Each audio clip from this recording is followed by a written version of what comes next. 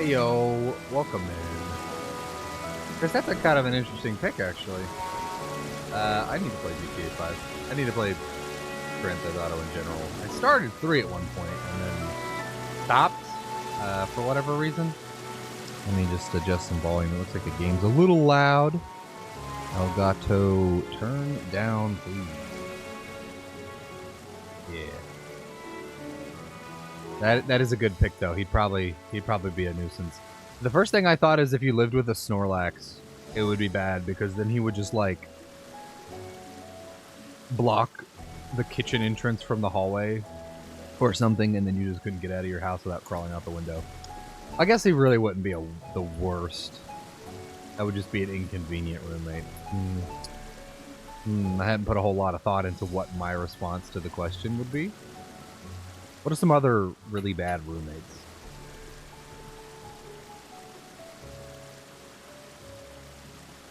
But welcome back to some Final Fantasy XIV. Cold Brennan. Who the fuck is that? Oh, that's her last name. Oh. Yeah, she... For a sec, I was like, who the fuck is that? Nah, she'd just want to make us whole. She'd want us to make her whole, or something. I don't know, man. Yeah. Yep, that would be pretty, you wake up, you're having breakfast, and she starts crawling all over the table. I'm like, Cole, come on, I'm eating breakfast. What the fuck? And she's like,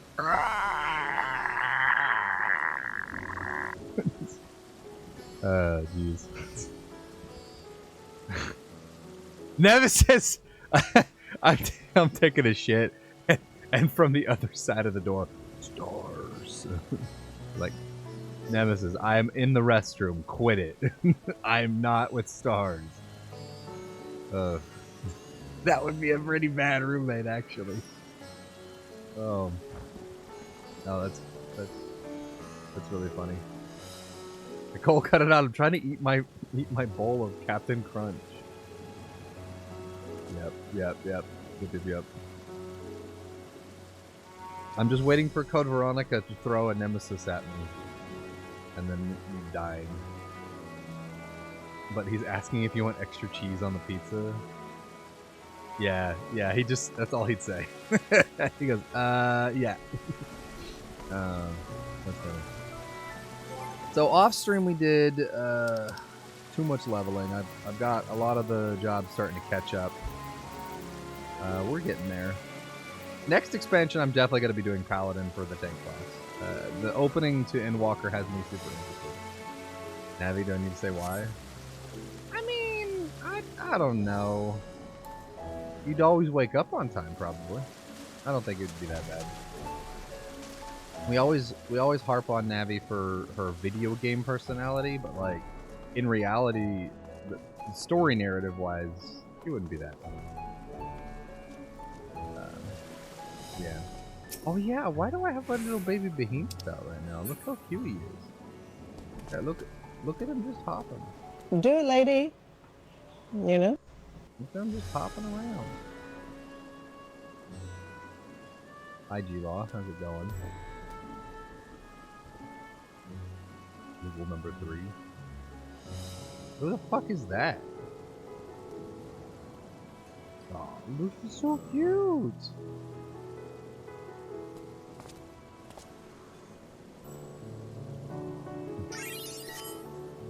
Alright.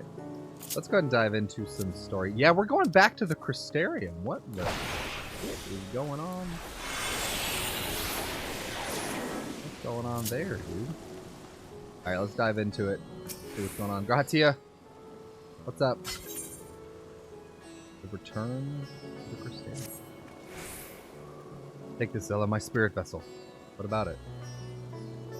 Wait, why do I need this? I can just go back. Empty now, of course, but it should allow you to operate the tower's systems in the umbilicus. Oh! If even the smallest fragment of Elidibus' presence remains, it should be possible to locate it. As for access to the umbilicus, pray seek out Luna for assistance. Chances are she still stands watch at the Ascensor Gate. Should she or anyone else ask after me, tell them I am living my life to the fullest, that I'm happy and hardships and all. Oh yeah, dude. Well, we had best go our respective ways. God's willing, we will see each other again ere long.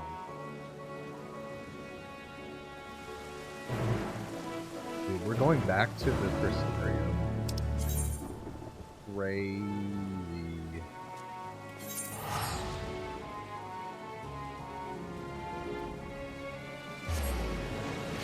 I'm glad it's not a one and done thing, you know? I'm glad that we get to come back to this world.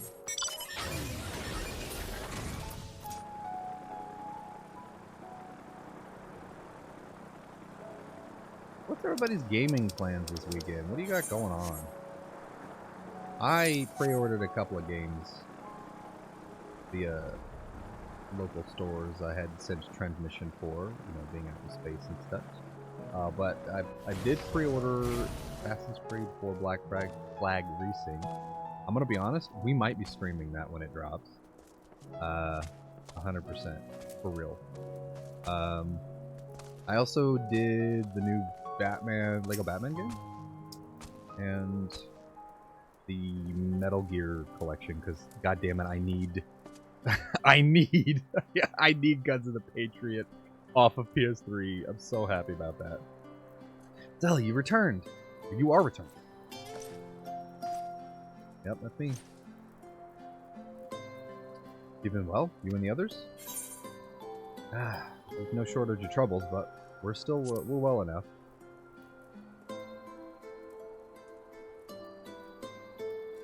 And things are much the same for you as they were here. My lord is doubtless enjoying himself, to his fullest, hardships and all. He said this to you? These exact words? Oh, to know that he is happy, it fills my heart with joy. Thank you, Zella, for taking care of him.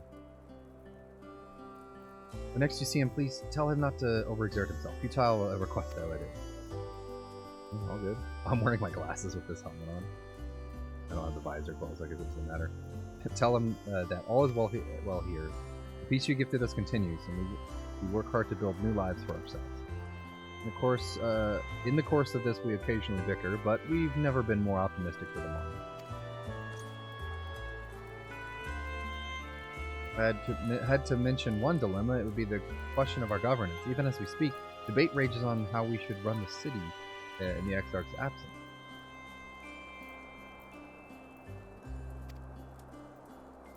Most are of the mind that the Settlement Council should continue to oversee the general running of the Crystarium, while representatives are elected to determine policy and handle diplomacy. Thus far, nothing is set in stone, but however we choose to proceed, we will not replace our Lord.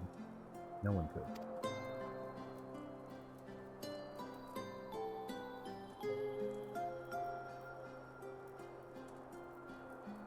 We recently observed any unusual phenomena?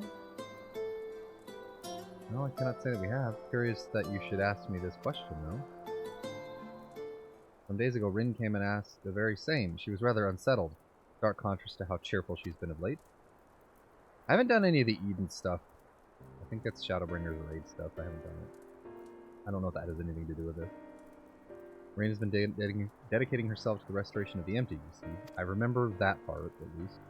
It will take many long years. The goal seems to have given her a newfound sense of purpose and fulfillment. So when I saw her in such a state of worry, I couldn't help but feel worried in turn, especially since she wouldn't tell me what troubled her. I dare say she'd be more willing to confide in you. May I ask you to broach the subject with her? Yeah, I'll go. Don't mind me. I'll see what's up. I need to talk to her anyway. You wish to enter the umbilicus? Very well. I shall fetch the key at once and take the opportunity to find Reem. Please, wait for me in the city, in front of the Cabinet of Curiosities, I would say. I will be along as soon as I can. Alright.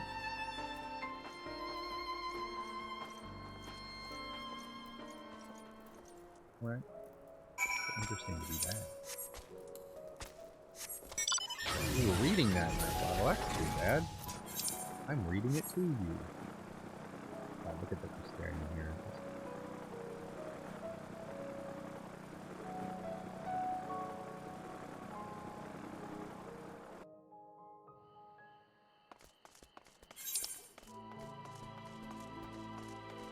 Oh, that's a different time of year, though.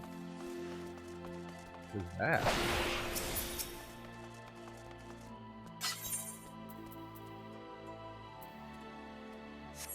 I don't know if that's... I mean, it unlocks something. I will, I still haven't gone back through and done everything. We're gonna go to the Cabinet of Curiosities.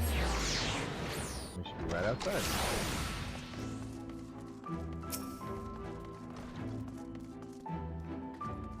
Following event cannot be skipped. You may wish to cancel any pending duty finder registration. Oh my goodness, alright. How are you gonna do that to me, game? Are you just gonna be like, random crazy stuff's about to happen?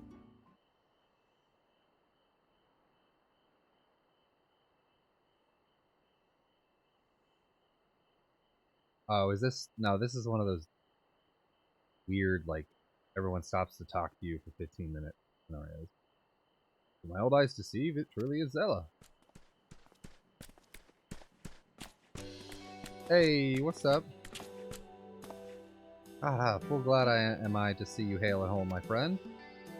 What a wonderful surprise it is to have you back with us, and at this most opportune time. In case you haven't heard, we're planning to produce a tome chronicling the events from the flood to the knight's return. For this project, we intend to draw on records kept by the world people. Historical and contemporary first-hand accounts will be the centerpiece of the tome, but yours will be the one to crown them all. Yeah.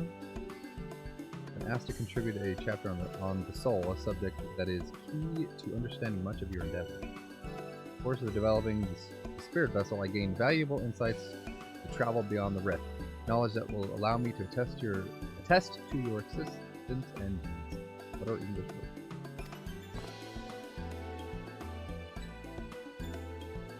No end to the questions I would ask you, but if you can indulge me just for now. In your quest to restore the knight, you faced many a formidable foe. Among them, who offered you the greatest struggle?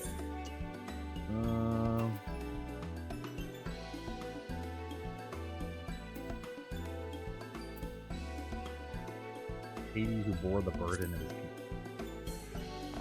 Yes, Hades, he who sought to resurrect his ancient brethren. He was the final obstacle in your quest to restore the knight. Battle in the depths of the tempest and the stuff of epics. Yeah, as compelling as it is, I worry that mere words wouldn't do justice to that fateful confrontation. Not that we would think to omit it entirely, of course.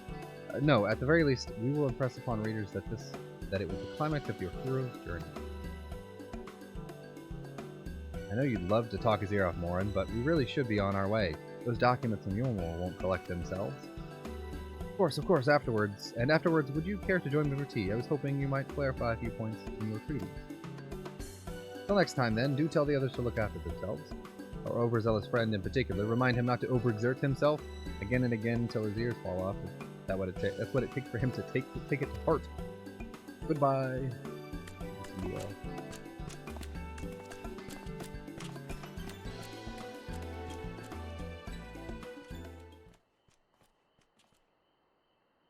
Hello?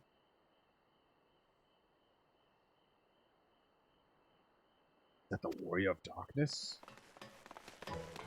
Kids, what's up? Oh my gosh! It's him, it really is him. What are you doing here? Going to battle, I can give you some medicine. I made it myself.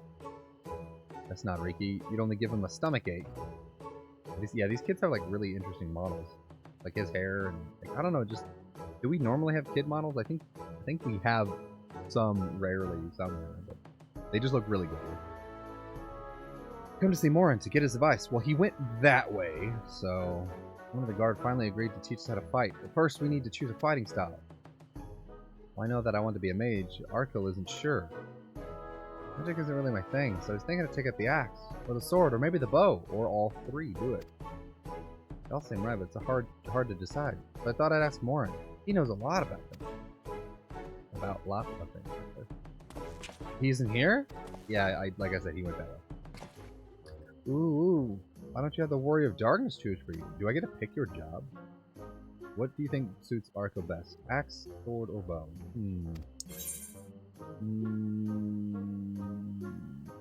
For fighting and hunting both the bow, it would probably be really worthwhile. Pick up the bow, you could be just like Renda Ray, the Warrior of Light. Love that tale. Let's borrow the book today. Really popular though. Hope it's still there. Thanks for helping me decide, Warrior of Darkness. I'll start with that style and maybe try something else later on. Yeah. If you don't like it, do something else. Want to get really strong? I hope to have a bout with you. Alright, I'll kick your ass. Goodbye.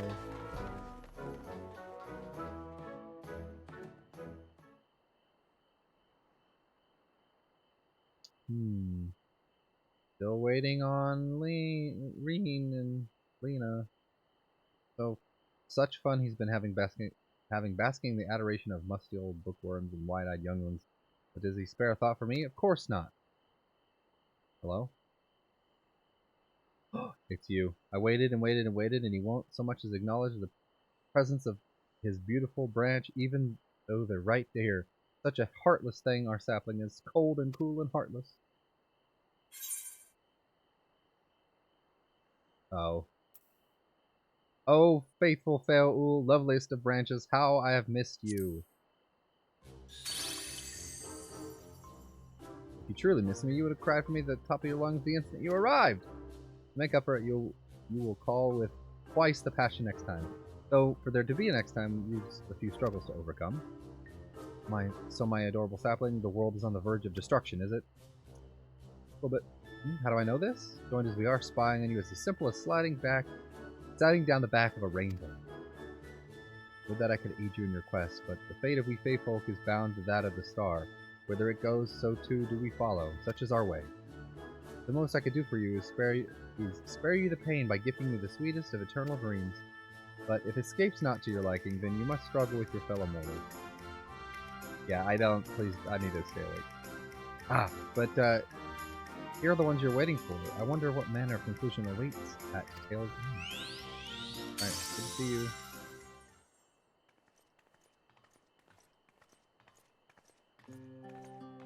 Green! Hello. My apologies for the delay. It's so wonderful to see you again. Hello. You doubtless have much catching up to do, so I shall leave you to it.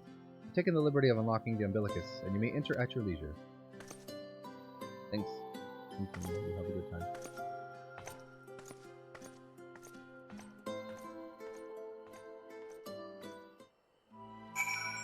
Alright, Green.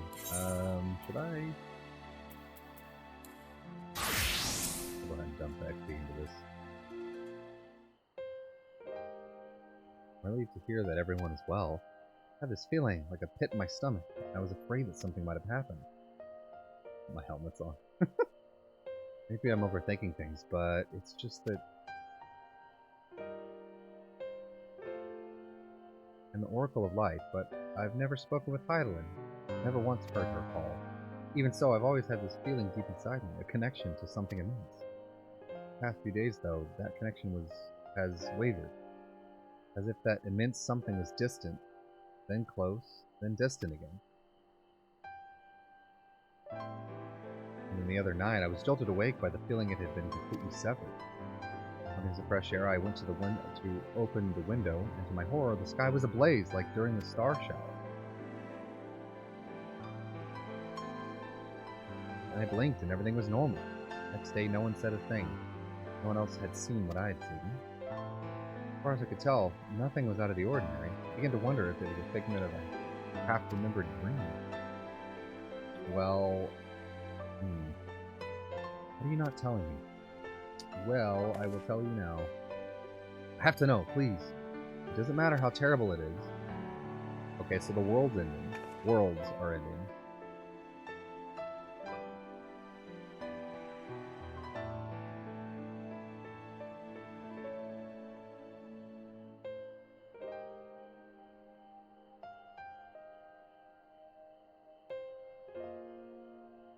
Wasn't my imagination then. The doom we witnessed in Amaranth is come again.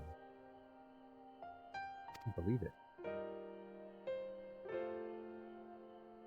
I told you before, all is well here in the first. Don't worry about us. Please. Look only to the threat before you. We're fine right now, and even if we weren't, we've learned how to survive. Should the final days reach us here as well, you may be assured we won't go quietly. No, we'll hold until you can find a way to save all our worlds. So long as you continue your fight, so too will we, united in purpose beneath a blazing sky. Beautiful words. That's one.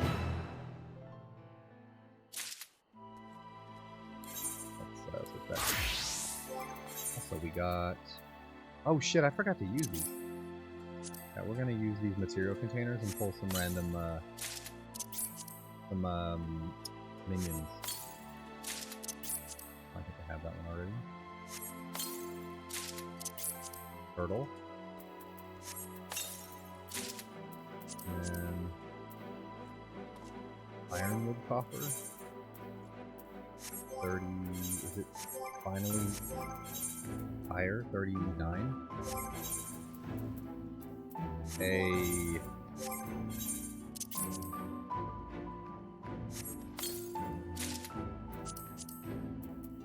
oh, it's just the spear. Okay. Well, it's still better. Ooh.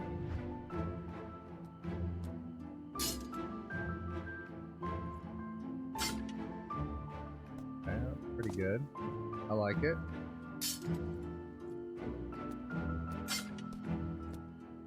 Alright, and then I want to do a capybara pup, a wind-up Shinryu, a flying chair, and then others I'll have to sell. Okay. Hope upon a flower. And where's the look of steel is all. Whether the umbilicus to consult with Elidibus, right? I'll do some consulting on my own and speak with Luna. Decide how we might best prepare for the final days. So it's farewell for now, but we'll see each other again, I'm certain.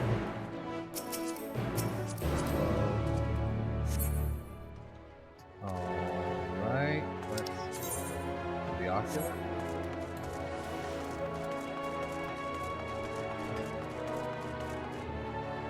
Oh, why would you do this to me?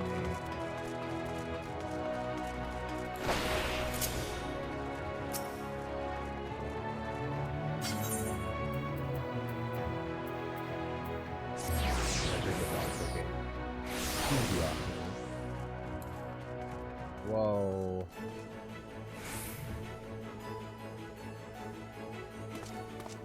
What is going on here?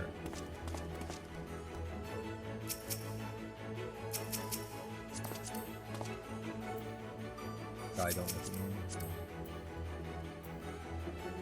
Damn. That's pretty cool.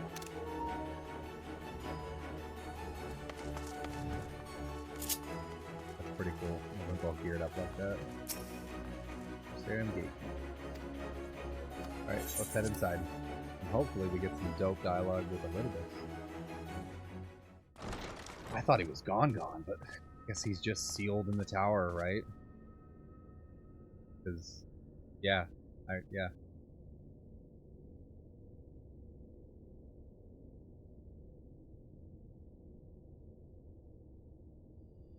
My friends aren't here, but they're here in my heart.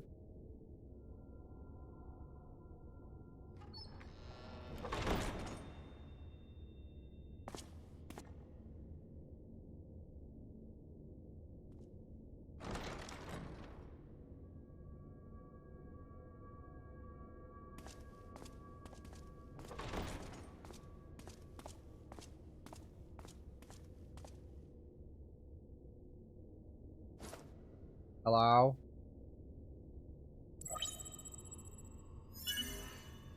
Biometric authentication complete.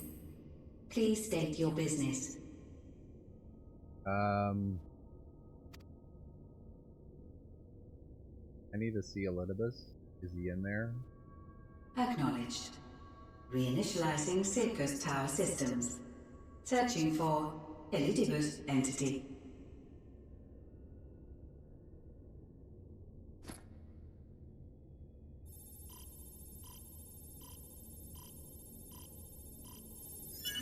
Target located in subterranean core power accumulator.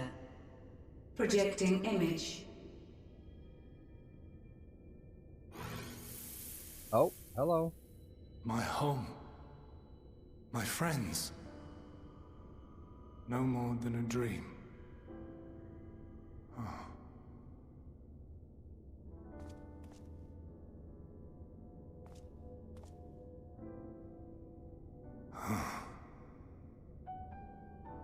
You.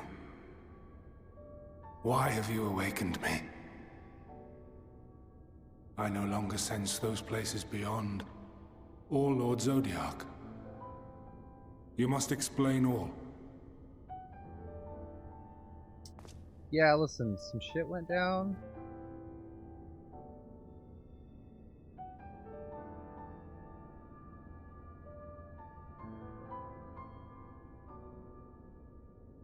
So, he is fallen, and my brethren's souls returned to the star.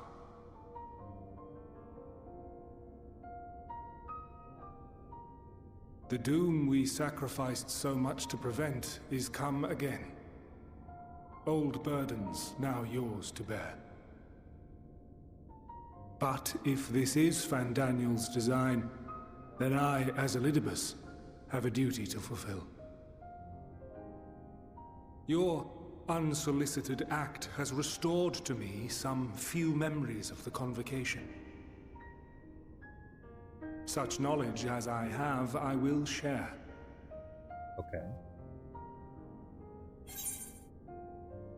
Thank you. I do this not for you. I merely perform my duty, as I have ever done. Where to begin? Ah, the end. Your understanding of what caused the final days is consistent with our own. The decay first took root where the currents were weakest. Yes, a conclusion drawn by him, Fandaniel. Not the him of here and now, but as I knew him, long, long ago. Having shed light upon the phenomenon, he dedicated himself to devising a countermeasure. Were it not for his knowledge of the Celestial, we would never have made the connection, and thence forestalled the final days. And though he inherited that noble soul, how different this last incarnation, so consumed by self-loathing and hate.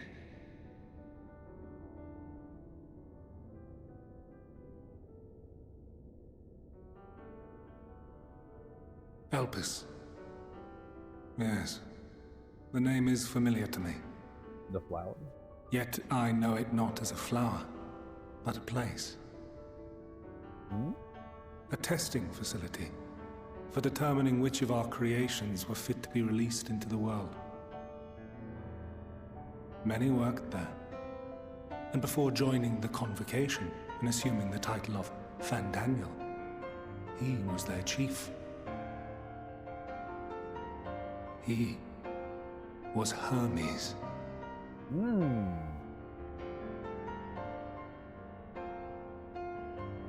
That is all I know. The crystals tell little of the lives the 14 led prior to their induction. Elpis itself would tell even less. Nary a ruin has survived.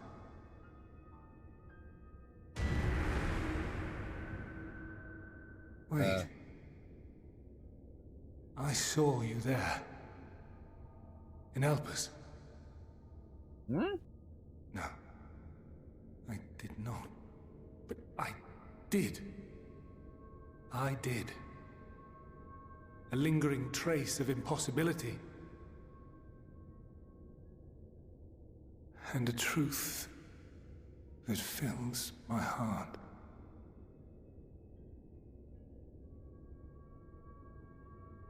What? My memories remain clouded, I fear. However, they have revealed to me one possible course.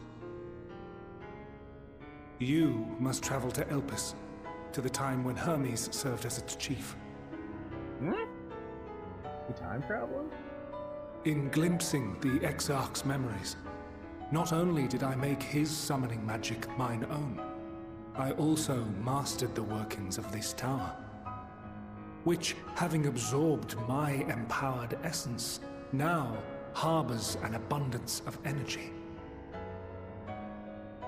As such, Dude, what are I villains believe anymore? I can deliver you unto the past, unto that place and that precise moment. Given the eons that must be traversed, the gateway will not be fully formed. Your form will be less tangible still than those warriors of light I had summoned. Oh? In all likelihood, none will be able to see or hear you. Yet even should you manage to interact with others, you will be unable to effect meaningful change. For the reality you wish to save, the reality to which you must return, exists as a result of the final days. Right. You cannot reshape the past to undo the tragedies of the present. Cannot unmake the sorrow and suffering fated to come.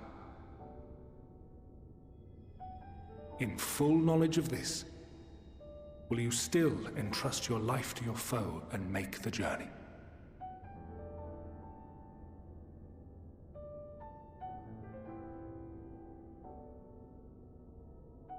Very well. I shall cast you unto the river of time. Let this be my final act. Yo, what are we doing?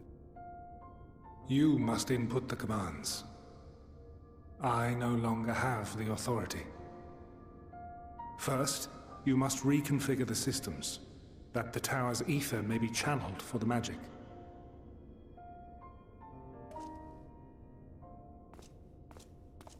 Okay, I'm sure I know how to do that.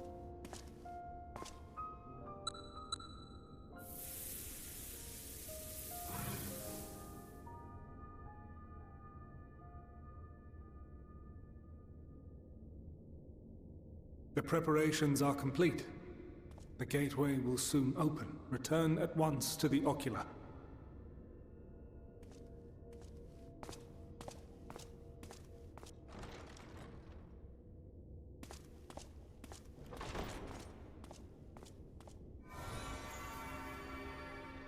All appears to be in order.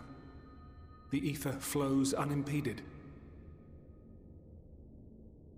The magic should consume every last mote of my essence. Aw. Why are you surprised? Did I not say that this will be my final act? Lord Zodiac is no more. There is nothing for me here. I mean... The ones I love and long to see again are waiting. In that promised land. Beyond memory and dream.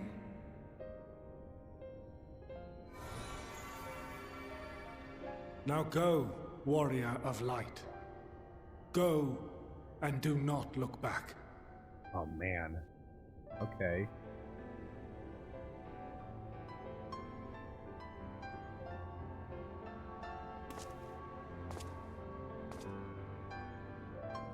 Well, Hythlodaeus, I take my leave of you. Yours is the mantle of the last of us. May you have Getting kind of the joy sad, actually. of it, the burden, and the solitude. It falls to you now. You and your champion to save our star.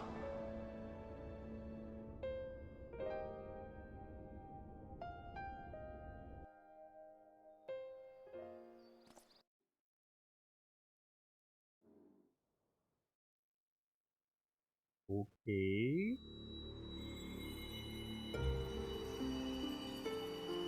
Whoa.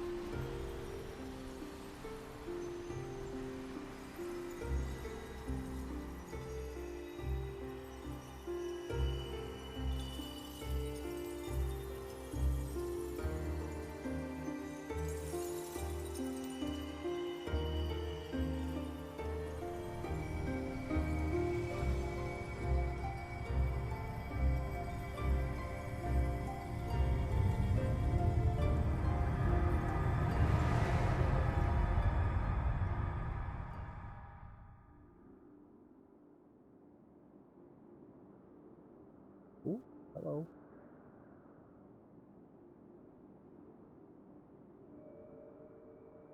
We are transparent.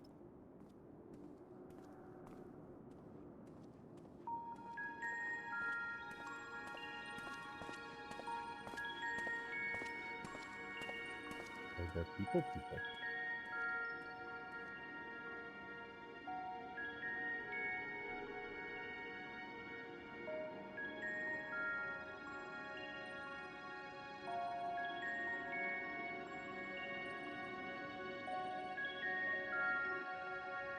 Ooh.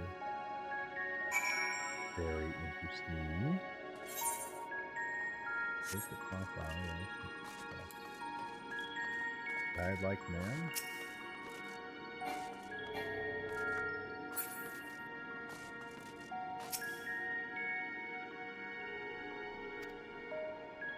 Etherite-like device.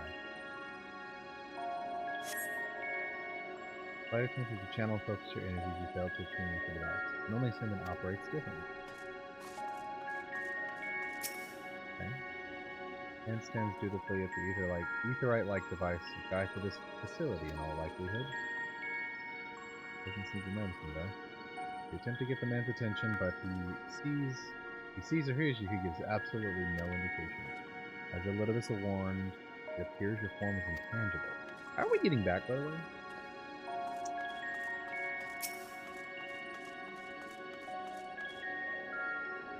This is the right place, yes? Popleon? Judging by the woman's words, the facility is called Poplea Ion? Fucking words. Poplea Ion.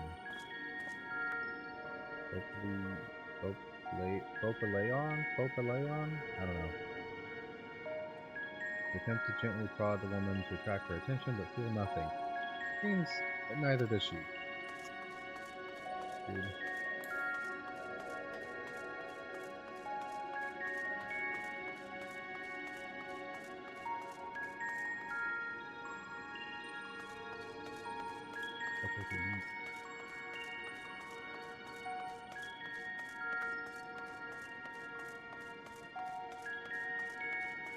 Hello.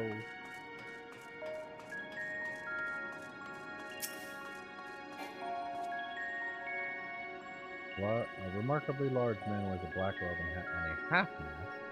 Oh, like covers his ship, yeah. Much like the fans you encounter in Mare Lamentorum and the recreated Amarat. It would seem you have made it to your destination. Hello?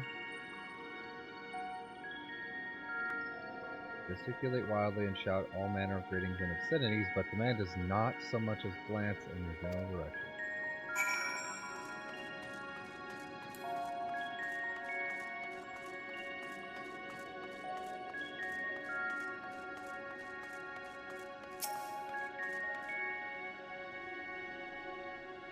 But how to open it? Oop. Can I just walk through it if I don't exist, right?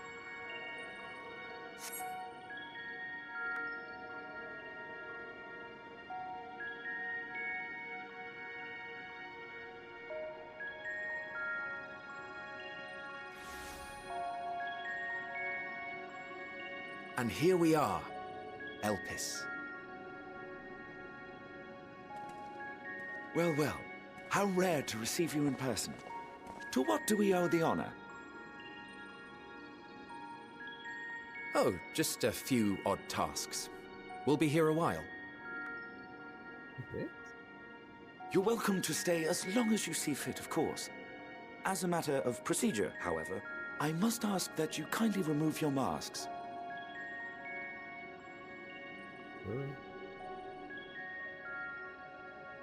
Come now. Is this truly necessary? Surely you can tell who we are. Oh? Who you are, perhaps, but I am far less infamous. Regardless, if we do not follow protocol, 'tis our hosts who would be held accountable. So, please, do favor us with your handsome face.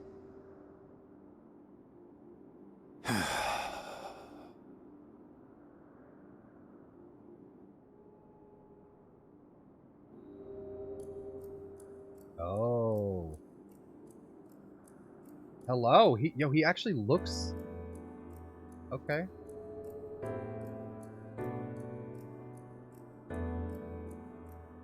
Beautiful.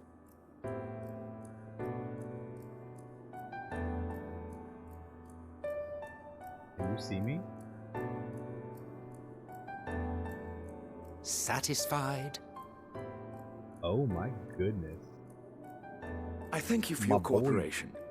You are free to go about your business.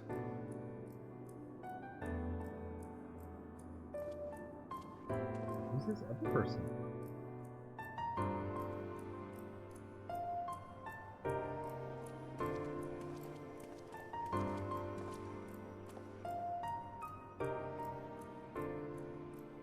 By the by, you see it too, yes?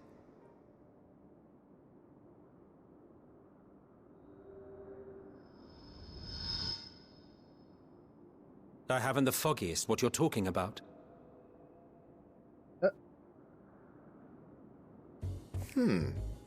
That's odd.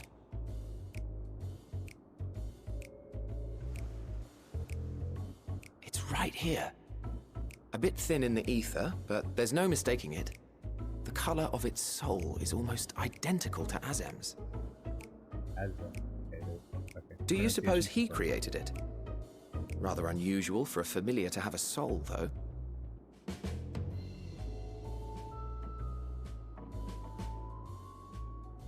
Don't ask me. All I know is that it's trouble. Doubly so if it's his spitting image. Oh? So let's leave it be. Come now. What?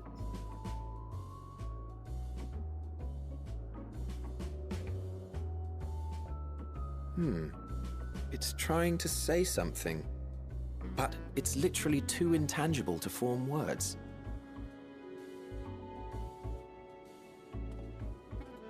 Why don't you give it some ether? Spare a snifter of your bounteous reserves.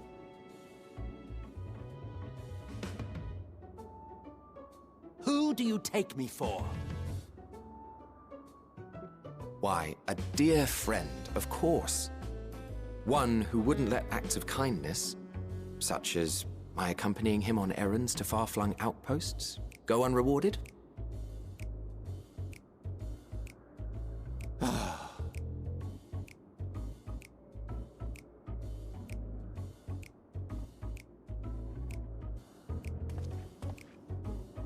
I suggest you close your eyes, or this may be unpleasant.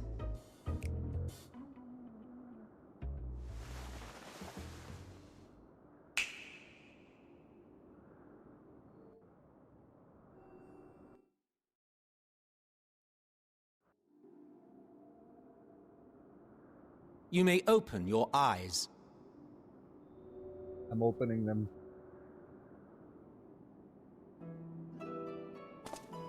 We are solid now.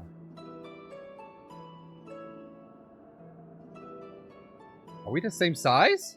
Am I big now? Oh! Big now. Oh, you even adjusted its size. The better now to the indulge size. your whim. This way, it will be easier to communicate. The Asians? How very thoughtful of you. And may I applaud your artful reinforcement. Without further ado then. Greetings. Hythlodaeus. I am Hythlodaeus, Chief of the Bureau of the Hythlodaeus, Architect. Okay.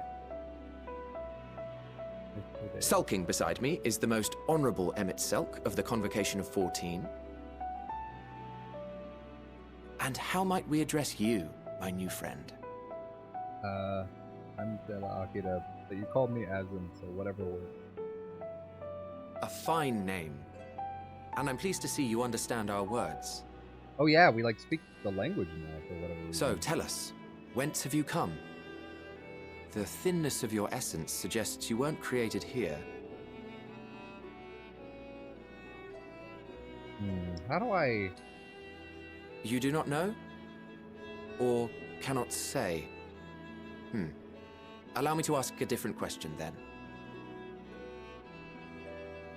What brings you here?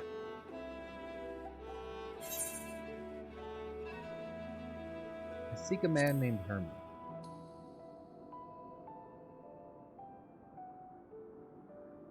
Well now, the same as us. Oh, are we Perhaps about to Azim go, wished to come too, but had to settle for a familiar. If he truly wished to be here, then he would be. Okay. Right you are. My apologies if we've given offense. The two of us can discern the color of souls, you see, and yours happens to resemble that of a friend.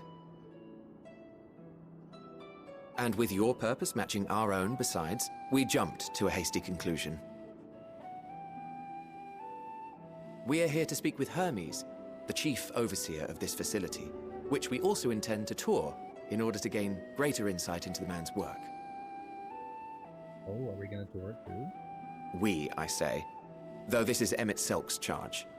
I am here only to serve as his guide. And I should be happy to serve as yours as well, by way of an apology for the misunderstanding. Sure. Wait, are you suggesting that we bring it along on official business? This thing we know next to nothing about? If you harbor suspicions, better to keep it close than leave it to its own devices. Wouldn't you agree? Even I agree, actually.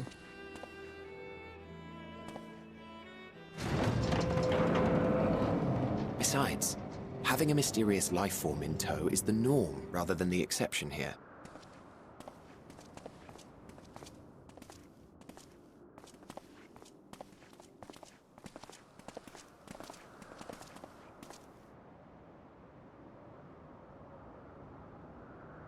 Welcome, my friends, to the testing ground of creation at Heaven's Edge, Elpis.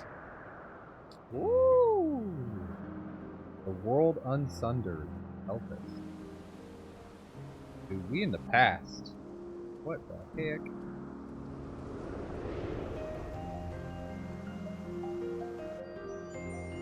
Oh. This presence. Or is she like here in the flesh? Little axolotl? Hello? What is this? Who's this? Hermes! Visitors! We have visitors!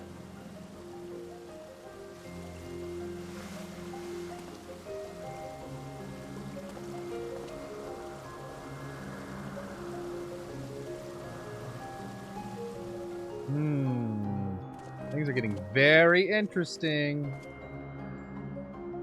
What secrets are you hiding, I wonder?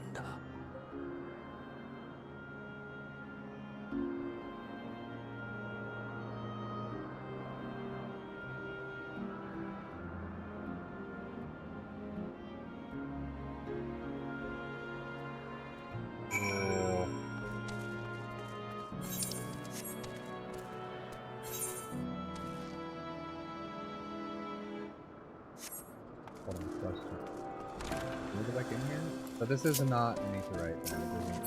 It serves a different purpose.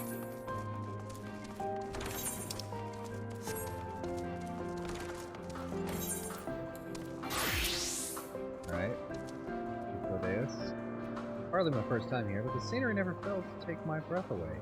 I feel as if you could reach out and touch the heavens. Are we floating? Like in some sky islands. Now then, to begin our guided tour, perhaps you already know these things, but for the sake of thoroughness, I should start with the basics. Using concepts to give shape to ether, creation magics allow us to bring forth anything we desire, be it inanimate objects or living beings.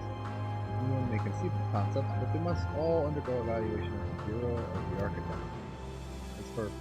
As part of that process, living beings and certain arcane entities may be sent here to Elpis for an in-depth observation and study. Fascinating facility, isn't it? I dare say you will enjoy touring it with us. What do you mean? Oh my, it's a huge area! Oiten Oikos, Anagno, Risi, 12 Wonders. My goodness. There, I don't know why I questioned it, but is there ether current here? Yes, there is. Okay, so I guess we're in another world?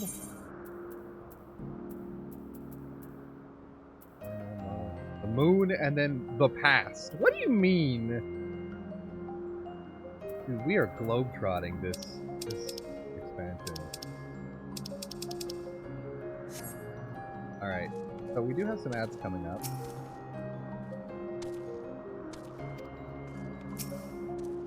I think we'll go ahead and take him now. I'm sorry, I'm a little stunned by the idea that we're...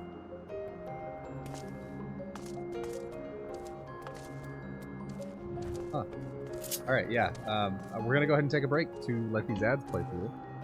So go stretch your legs, grab your snack, and we'll be back to press through. We've done 2 quests to press through into this new area. Holy shit. I'll see you soon.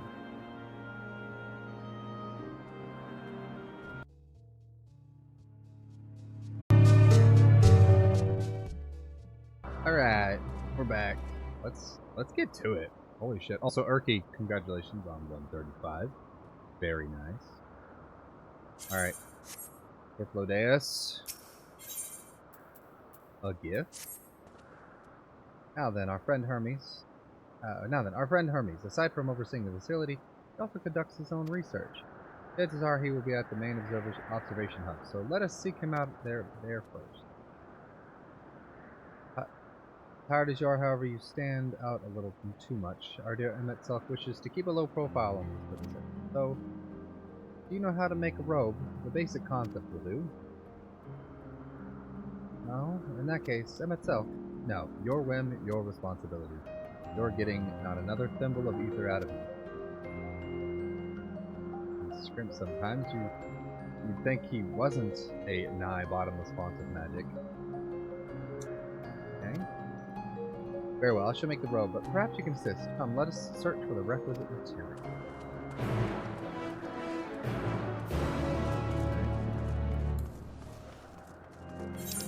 Go down here and here.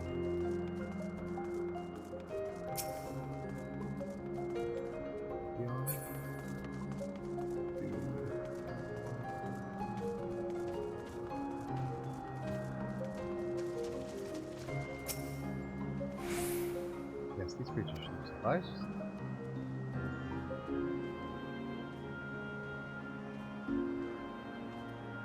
Here, rope. I want you to use it to capture, shall we say, 2 Helidibus?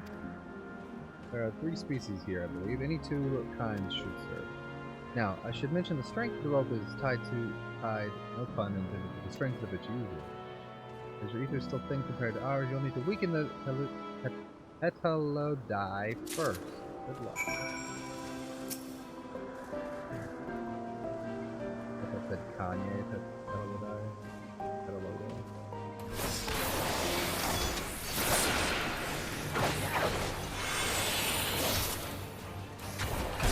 Fighting butterflies in the past.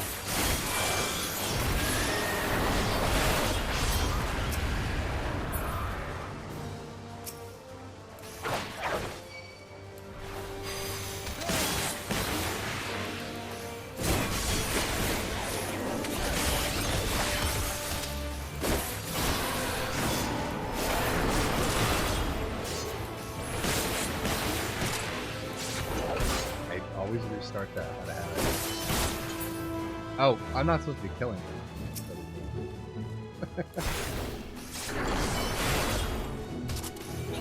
Normally, for these kinds of events, the game's like, yeah, we'll stop it like right before the end. We won't kill them.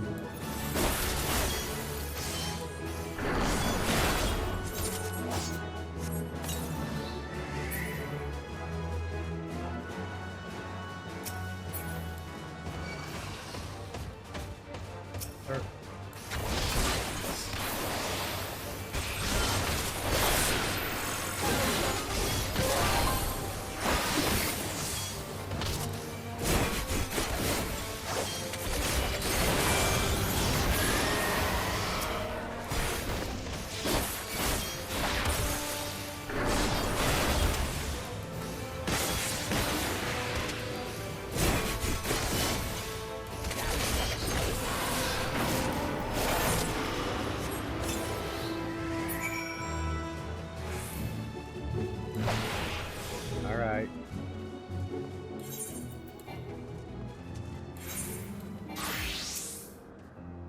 Hey, got the Elidibus?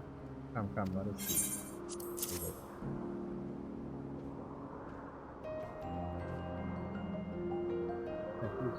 Fine fellows do nicely. And now for a spot of reversion.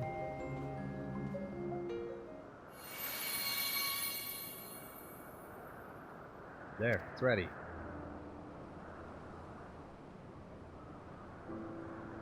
Nothing fancy, but we're trying not to stand out. Right on for a second. Won't someone be angry with us for using those creatures?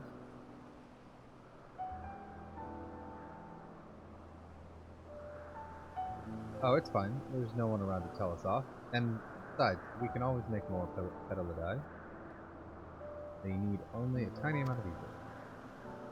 It may take some effort to get the form and composition right, but anyone familiar with the concept should be able to manage. It's well and good to disguise and educate it, but it won't fool anyone who can see worth a damn. Fair point, but at least it should spare you unwanted attention from casual observers. Emet-Selch speaks true. Even just like us, your unusual nature will be plain to those who think to look.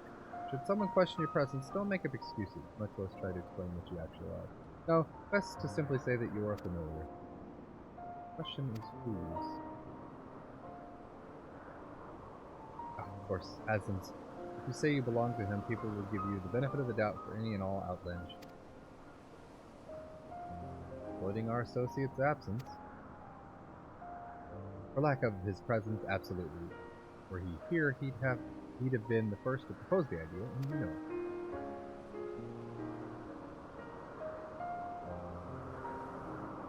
With that, your story is settled. Let us continue with our errand. Ooh, what this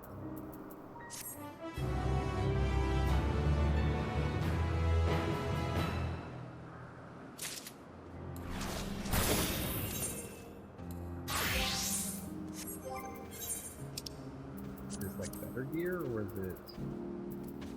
Oh, it's level 1. Nice. Two things. Those, boots, 9. I just want to cover this actually. What am I looking to do? Bring these. Right, I want to turn the helm off. Glamour of the body.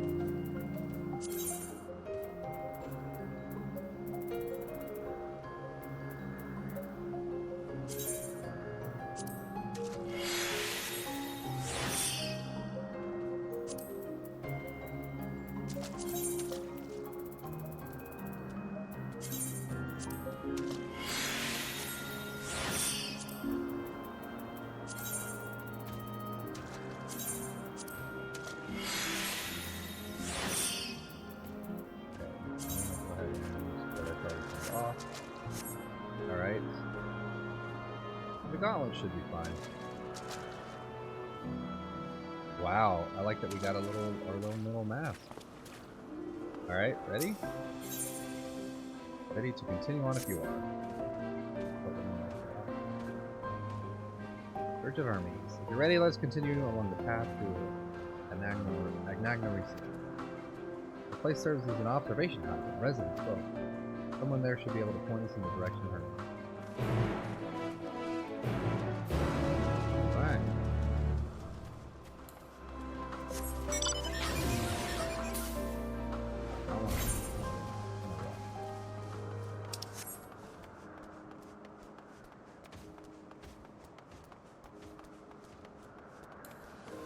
Yep, that's into the... Ooh, where to go? Oh. I'm just hopping along.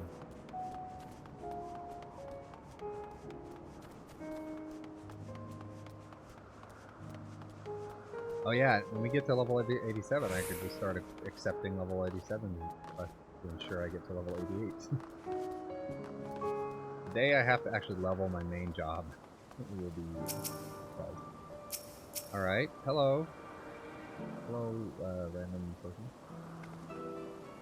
Yes, can I help you? We wish to speak with Chief Hermes. Do you know where we might find him?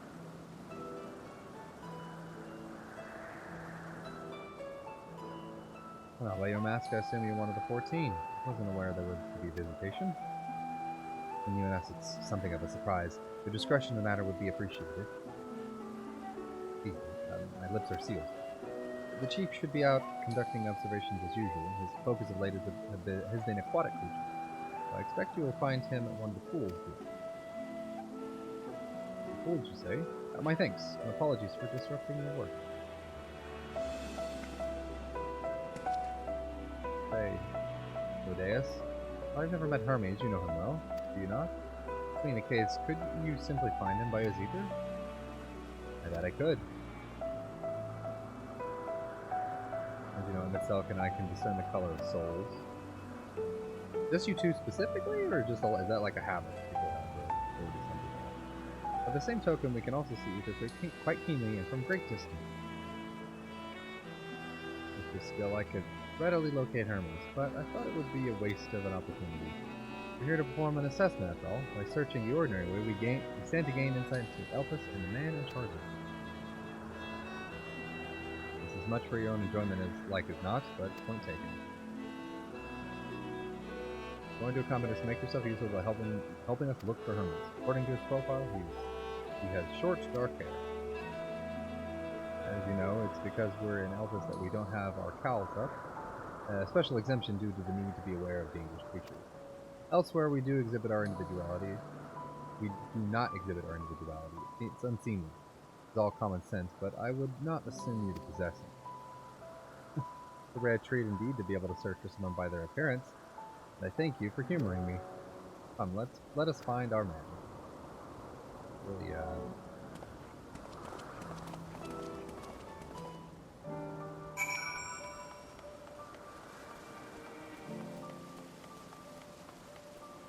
hair.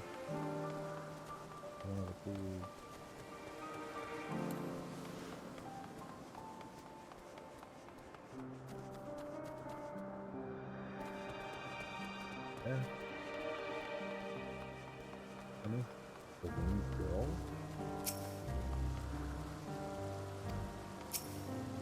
Hello, are you Hermes?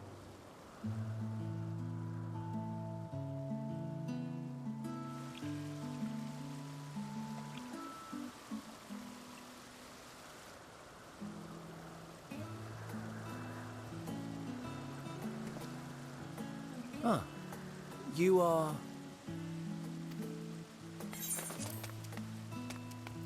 Whoa. Oh! Different. You're different too. You and me. We're alike. Friends. I want to be...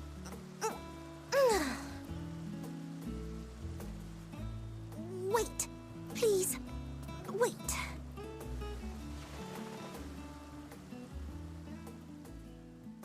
Greetings and salutations. Can you hear me? Yes. Do not be alarmed. I mean you no harm. What? I wish only to hear your words, share your feelings, and know your thoughts. May we please be friends? Sure. May we please be friends?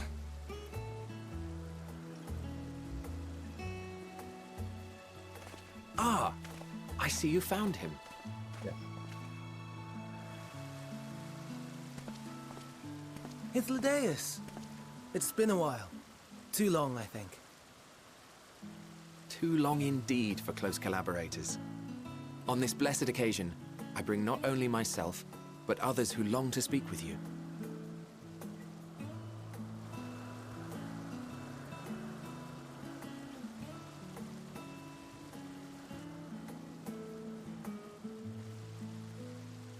You are of the convocation?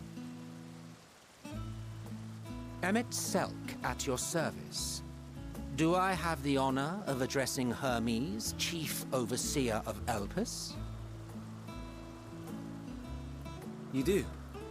You have traveled far for it. Given your facility's purpose, its remote location is something of a necessity. Would that I didn't have to rely upon a guide. Oh, you wound me. Have I not ever been an attentive and helpful friend? But moving along to more agreeable company, this one we chance to...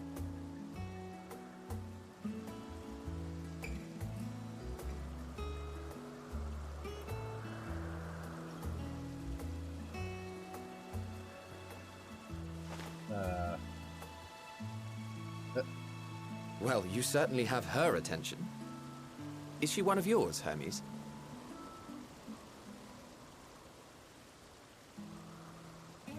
Her name is Meteion. It means shooting star.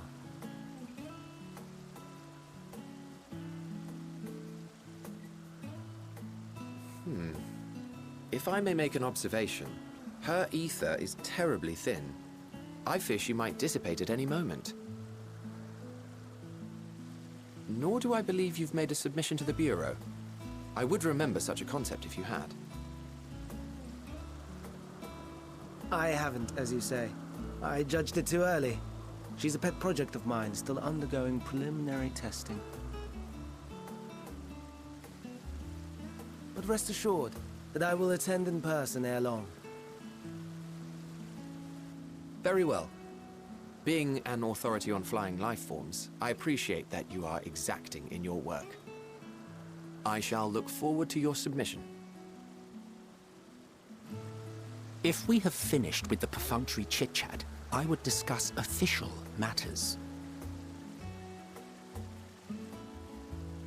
By my coming, I trust you already anticipate the subject. Yes, I think so. I have an inkling, yes. Please wait to the main building yonder.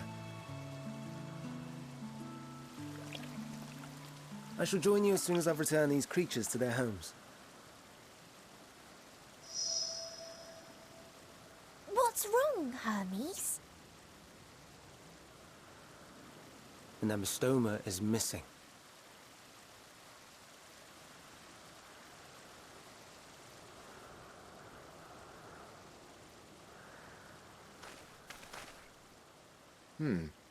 I may have found it. A creature with the self-same ether as those there, nestled in the boughs of a tree outside the grounds. Okay. Seems a little more ominous than I thought. You're saying they can climb, with their sorry excuses for limbs? The fashion has been to imbue aquatic creatures with the power of flight, ever since the words of Meteion created a sky-swimming fish. The amystomas too can fly, if only slightly, and they could conceivably climb a tree. Whether they can come down safely, however... Excuse me.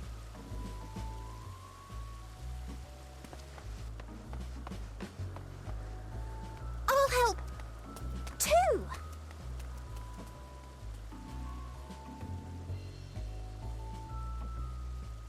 What a curious circumstance we are in. And what are we supposed to do with this lot?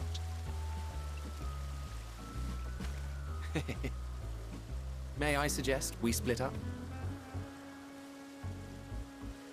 If you would be so good as to assist Hermes, Emet-Selch and I shall keep an eye on these adorable creations in the meantime.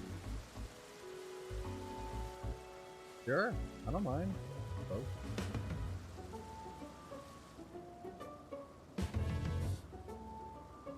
I really love how Emet-Selch's like he's just not having it.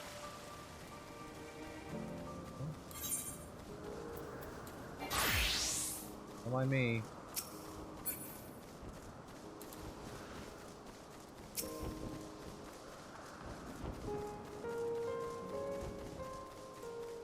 Like, and it sucks, am I right? Ah, you're funny.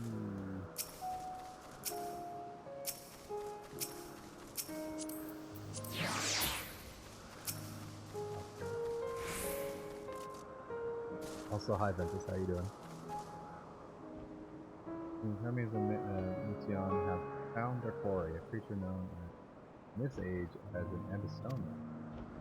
Though it is safely extricated from the tree, Hermes appears to have found himself in quite the predicament. Hermes, are you Endwalker? Hermes thought high up in the tree, climbed to get it, but it jumped on him and he slipped. Do you need a hand? Finished DMC4, started doing sit-by. Go, nice. No, I'm fine, if a little embarrassed. Now, for your own safety, please stand back.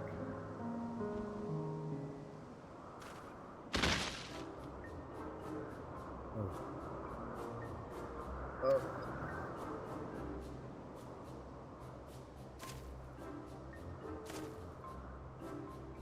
Hermes, are you alright? Quite alright, yes. My apologies for making you Meteion. Both you and call me Zoe. Oh, Akira, are you called? An intriguing name, somehow reminiscent of a new creation. Thank you for coming up.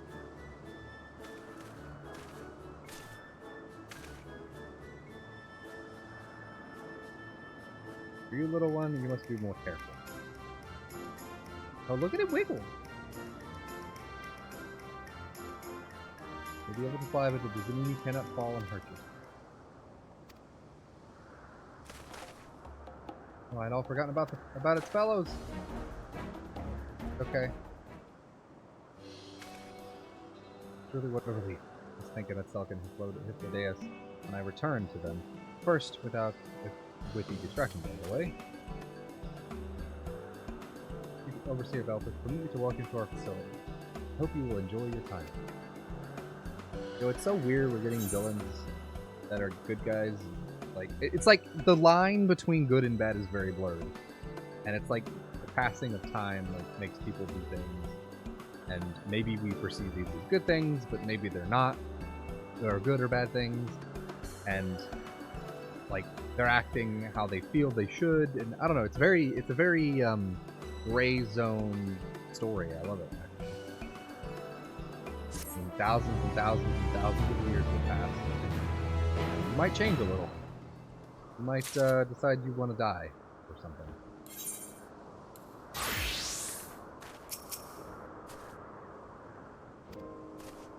Alright, Hermes. Ponder, warrant, cherish, welcome. Oh, we mustn't keep the others waiting. Let us return to Anagnoresis.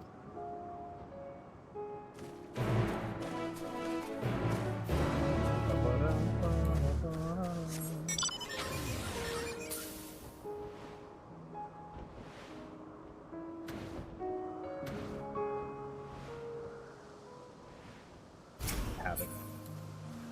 Try not to rush.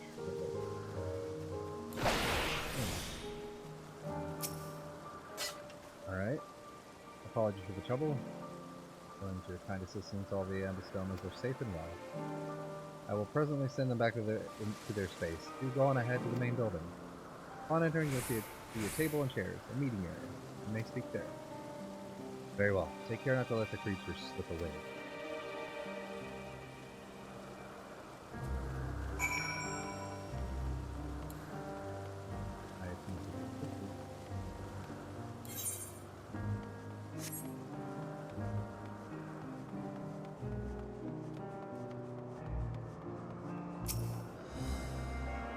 This isn't.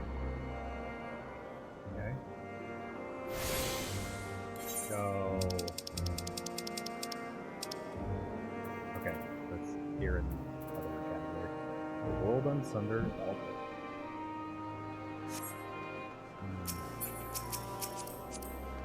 That 97 dragoon. Hell yeah.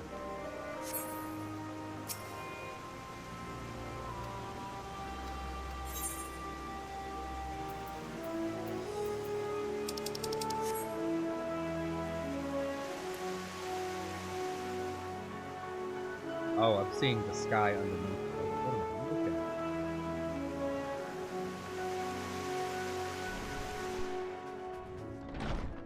Hello, Emet-Selch. How are you doing?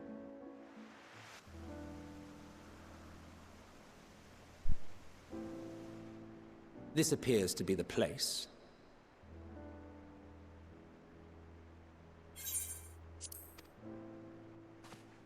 And here is where we part ways. We will be discussing highly sensitive affairs. Only a select few may be privy to such knowledge, and that does not include someone who cannot or will not divulge their origins. Fair.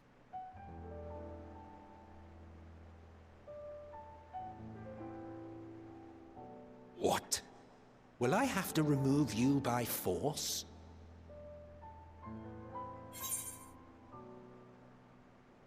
I have important things to say to him as well. Yes, I'm sure your business with Hermes is quite pressing. You may speak with him to your heart's content after ours is concluded. I do not object to his attendance. Hermes, this is highly irregular. Perhaps. But I believe he can be trusted.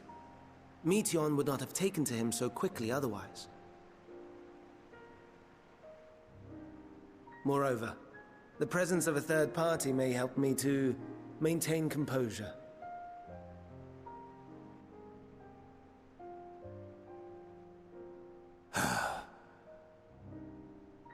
As you wish, then. Behave yourself, do you hear? Sure. Okay.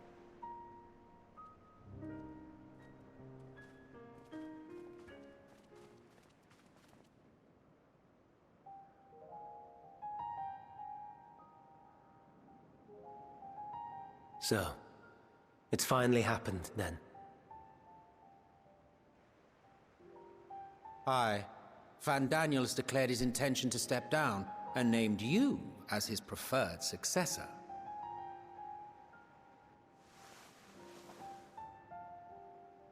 In recognition of your knowledge and your works, the Convocation is giving the recommendation due consideration.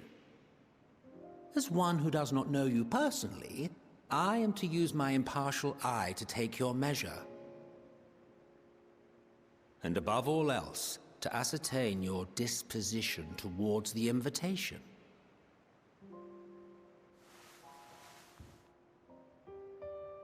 I understand that you and Van Daniel are close. He himself was once chief overseer of Elpis after all. I should not be surprised if you knew before anyone else that he wished to relinquish his office. I did. He told me that when he fulfilled his purpose, he wished to pass the torch to me. A torch you seem none too pleased to accept. Are you so averse to serving on the Convocation? No, it's not that. For a humble researcher like myself to even be considered is an honor beyond words. No. What troubles me, what I struggle to come to terms with, is the very fact that Van Daniel is stepping down. Does this not mean that he will return to the Star?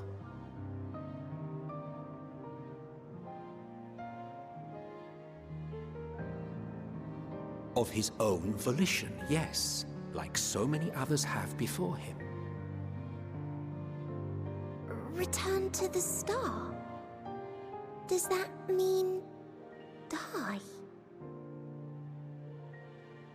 Well now, that's not a word I hear often. Is that what you say here in Elpis?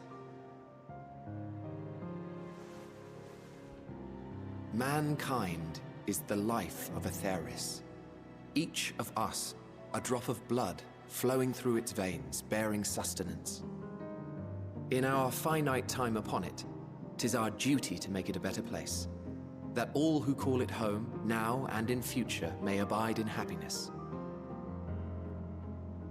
To that end, we have dedicated ourselves to the pursuit of enlightened creation.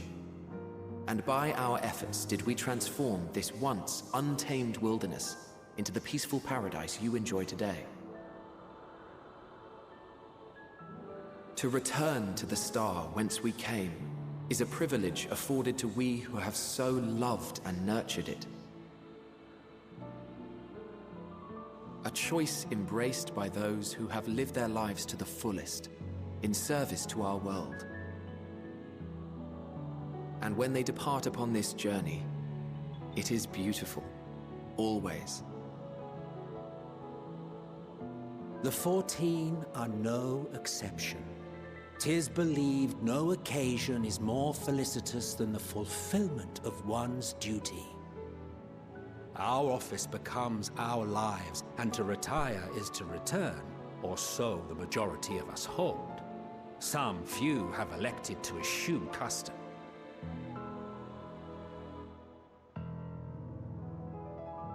Mayhap you feel Fandaniel's deeds do not warrant his return.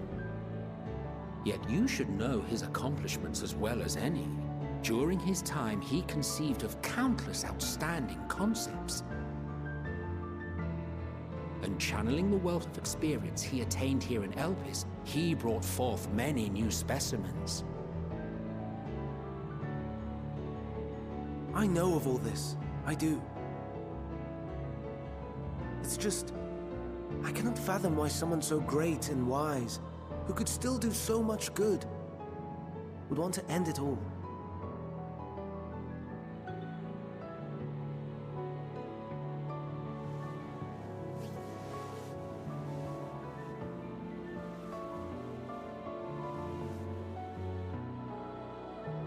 Oh no, I've made her upset. Forgive me. I know I requested your presence. Might I trouble you to take Meteion outside? A change of scenery would do her good. Sure, I can do that.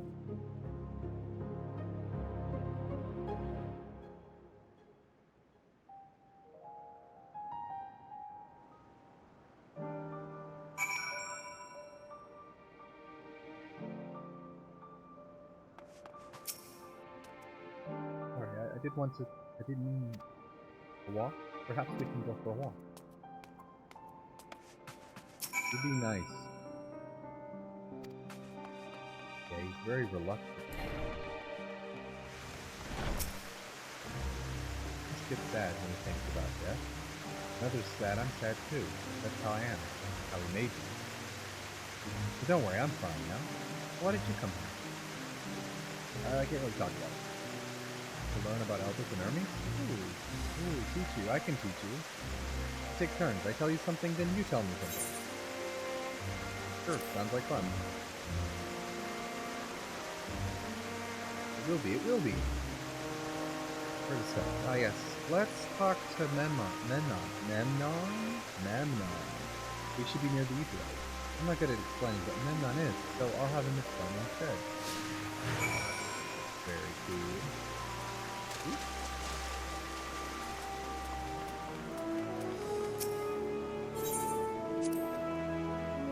The Etherite. Anyone can use it to teleport anywhere. Well, maybe not anywhere. Not to the ground or the isle. That you need teleport. Oh, and permission. Memnon, hello. What do we hear? You look like a person. You have all the ears of the tail of a beast. I assume you are a familiar like Meteion? There's something is there something you need? Yeah, what's up? Gisela, can you teach him about Elpis? Newly arrived familiar, is he? Very well, I shall be glad to introduce our fair facility to him. As you know, it is mankind's duty to make the star a better place. part of this duty, we employ creation magics to bring forth new life. However, we cannot simply release our works into the world, for it would lead to chaos. No, any and all life forms must undergo extensive testing to determine their fitness to exist. Testing which is conducted here in Elpis. Every candidate is subject to a rigorous study in which we identify their properties, surmise what habitats might be suitable, speculate as to the effect they might have on their environment and other species. Should we judge a beneficial addition to the star, we'll be allowed to take its placement. The two of you, too, were created in hope of making a star a better place. The future masters, well, be good. Here? We will, Memnon. We will. Thanks for the lesson. You had a turn. No, I get a turn. So. Where did you come from? From a place far, far away. I probably don't know it. I don't know much about other places. But this place is important to you. I can feel it. Oh, my power. I haven't told you about it. Creation. Let's find a creation. One not being watched. Then I'll explain my power. Okay.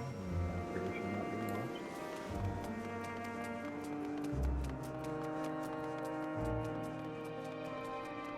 Motionless bird.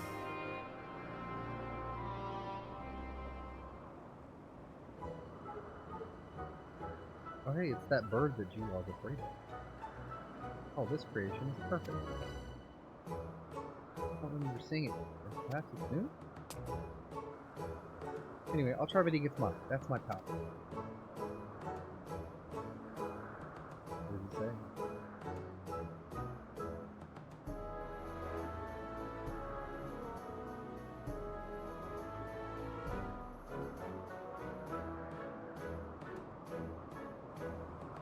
The bird is very intensely staring. I can't read it. Or maybe there's something to read? Wait, please wait. I'll try again. With you this time. I'll read my thoughts.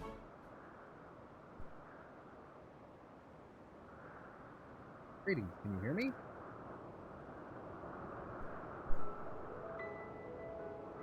This is my power. I can read the emotions of those around me and project my emotions onto others in return. Not actually speaking to you with my mind, rather. You are converting my emotions into words and intention, a process performed subconsciously by intelligent life forms. This ability is vital to my mission. It allows me to interact with intelligent beings even should they communicate via unknown languages or other nonverbal means. Consequence, I am clumsy at speaking. Yet, though I struggle to express myself in this fashion, Hermes wants me to speak as much as possible.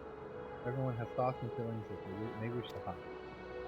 I harbor an affection for you, one that is difficult to define. Auto progress. Aside from the fact that you share common traits with us, your thoughts are complex, prismatic. They draw me in and leave me wanting to know more. With respect for your privacy, I will refrain from using my power speaking with you. Nevertheless, I want you to know that I wish to be your friend. What? Okay. Did you hear me? Yep, I heard you loud and clear. Good. Now it's my turn again. So, what are you good at? Fighting. I'm good at fighting. Fighting. That means you're strong. Hermes is strong too, but he doesn't like to fight. Even when creation's fighting. Uh-oh, why is that bird staring at me? It's staring. I think he might be bothered.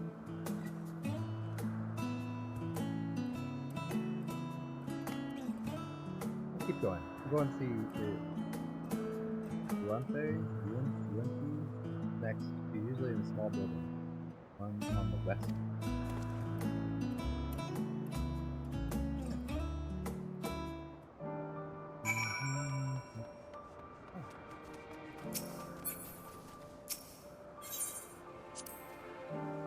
Brigands? What are brigands? These things? Oh no, we call them Orii. If there's many, you can. If it's just one, we say Orius. So they're cute. They can be naughty.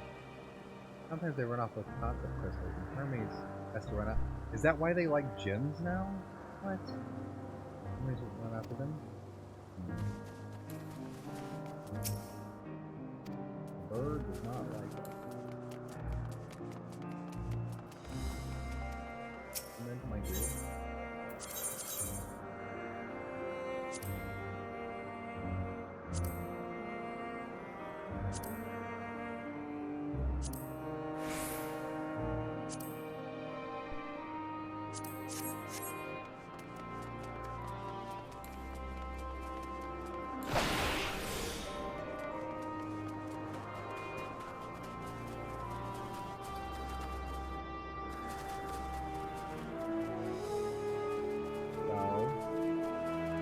Oh, it's inside. Oh, hello. Oh, there isn't Meteion. It's, Meteion. I see you've brought a friend today. Greetings, Urante. I'm gonna say Urante.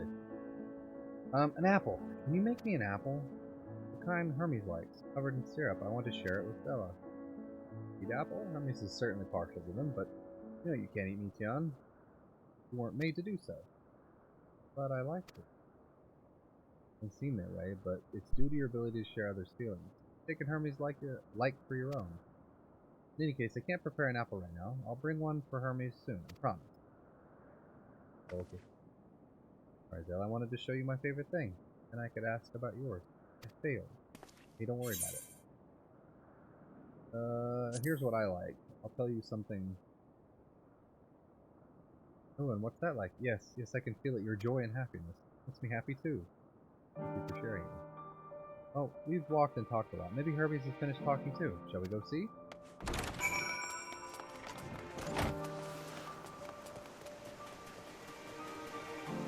Run. Oh, you are running.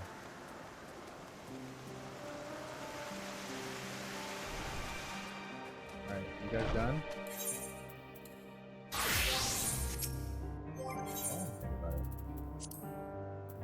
I can have them cutscenes, but also get into.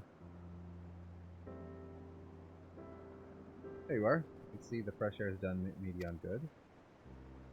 Still, I wanted to learn about you and Elpis, so I taught him about this place and my power, and about your favorite food. Not sure if that last one will be of any use, but I do appreciate your keeping Meteion company. While you were away, I finished speaking with our guest. Finished? Hardly. You requested time to consider the invitation, so we have no choice but to occupy ourselves with an inspection of your work. My apologies. And decided that Emet-Selch and Hythlodaeus will accompany me as they tend to my duties. Wish to learn more. Perhaps you'd like to come too? I fail to remind you that he is in no way associated with the convocation. We simply chanced to meet him at Papleon? Ugh, big words. No guarantee that the matters we discuss will remain private. Do not mind. See the joy his presence brings to Meteion. I cannot imagine how our mysterious friend harbors malicious intent. He really is kind. Really, truly. He taught me as much as I taught him. You're coming, of course, to watch Hermes? You're bound to learn lots and lots.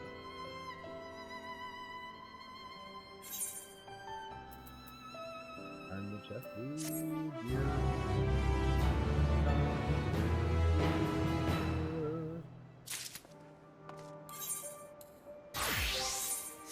Mr. Chesky?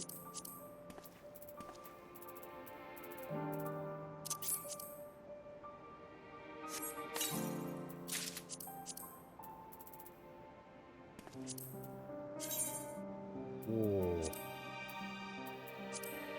Dude, that looks cool. We're gonna use armor of Meteion. Crazy.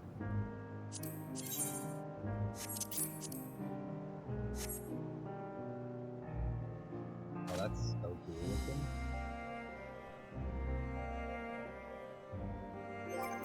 Alright. I'm gonna not gonna. Oh, did it? Oh, we didn't set it back. Set it back, please. Alright. 5 apart. One's ready. There are a few creations I need to check on. First, we shall return to the spot where we found our wayward Emet-Selch. Have care when you step outside a hub, so there may be more unruly creatures about.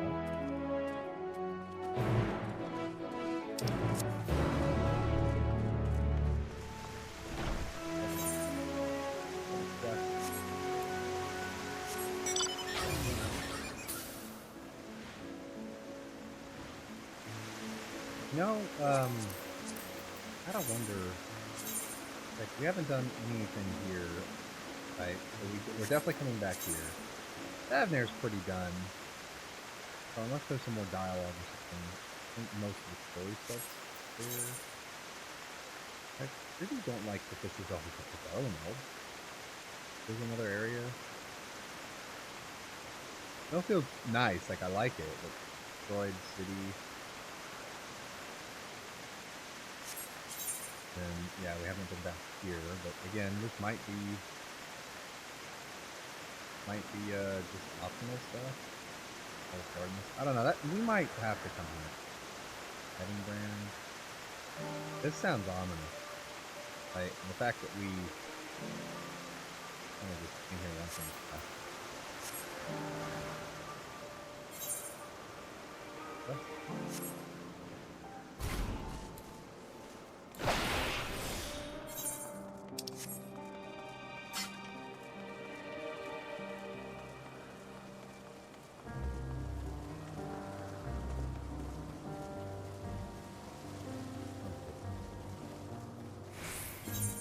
Oh, dude, my, I just remembered the contract position for Grecian. This month. Need to get those 14 stuff. I just saw they posted a thing about more Dawn Trail soundtrack getting. Get more music! Here is a new species of Hythlodaeus that we recently cut loose. Doing fairly well, managing to maintain a stable existence thus far. If it can see its observation period to be in without issue, we shall release it into the... Tell me, do you know the difference between living beings and arcane entities? The presence of a soul. If the soul isn't something you could choose to have at will. No, it manifests only in those beings whose form adheres to the laws of creation that can endure on their own. Things that do not fulfill this requirement, such as those spontaneously born of magic or natural phenomena, do not have souls. No matter how much it might resemble flora or fauna, if it lacks a soul, then it is considered an arcane. So you see, it is not for mankind to decide what is living. That domain lies beyond our manipulation. Choose to assume otherwise. Come, let us head to the nearby beacon. We received a report that arcane entities have them.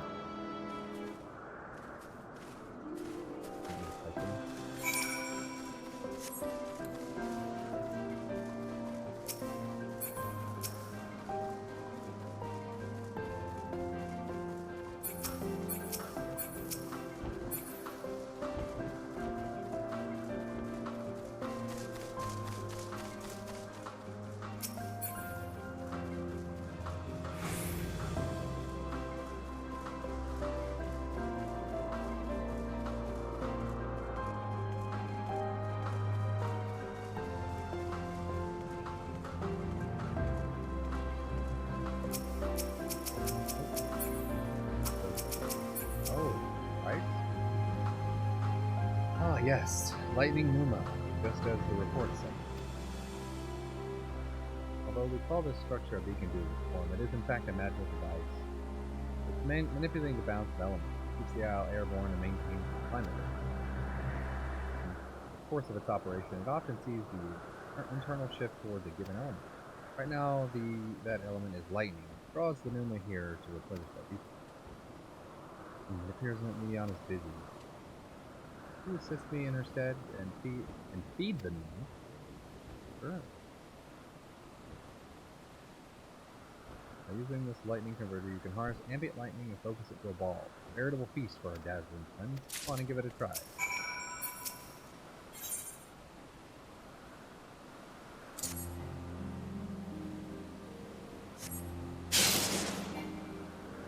I missed the puzzle.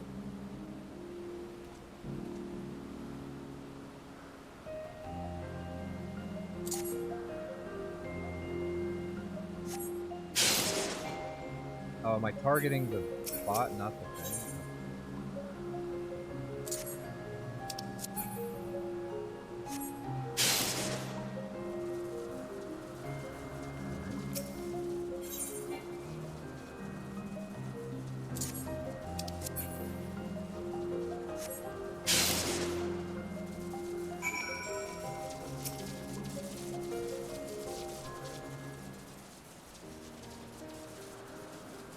Perfectly done. Oh, look.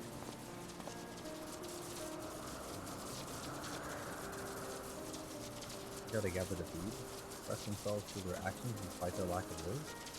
Speech is not the sole defining characteristic of thinking human creature. Of a thinking human creature, nor is silence an indication they do not possess these qualities. Yet a soulless arcane entity such as the Numa, or an ephemeral life form such as the Elidibus, all seek to perpetuate their existence, to survive.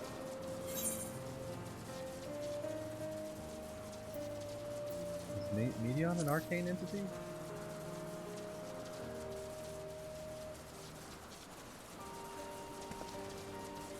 Good question. I can answer it from a theoretical standpoint, but it ultimately falls to the Bureau of Architects.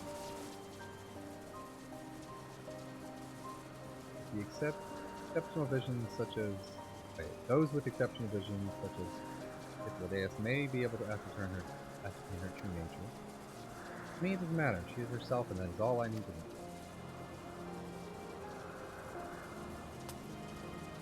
Oh, you finished already? Sorry, I was in the way. Oh, you're alright. Not to worry, my dear. They've missed nothing of note, and we still have plenty of work for them to observe. Let's go ahead east to the Morning Dew. Need to speak with some observers.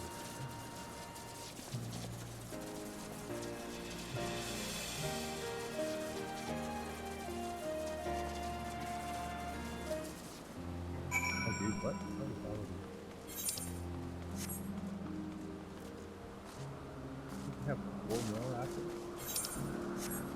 But we will be able to clear the level today. Even with the voice dialogue, it's kind of short request.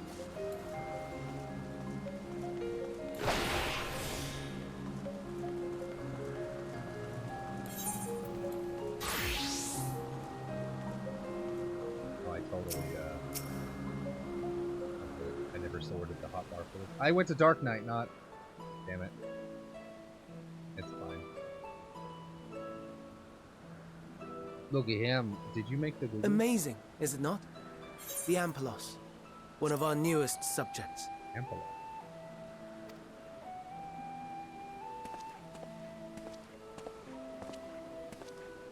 So, how are we coming along? You're going good. Oh.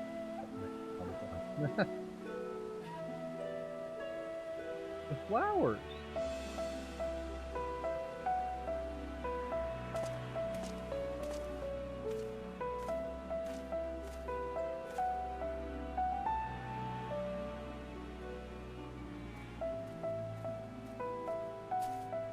This place is Elpis. Those flowers. Elpis. Entelechis.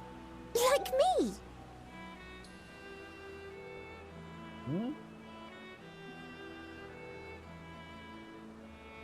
They are a product of Elpis, and so named for their birthplace.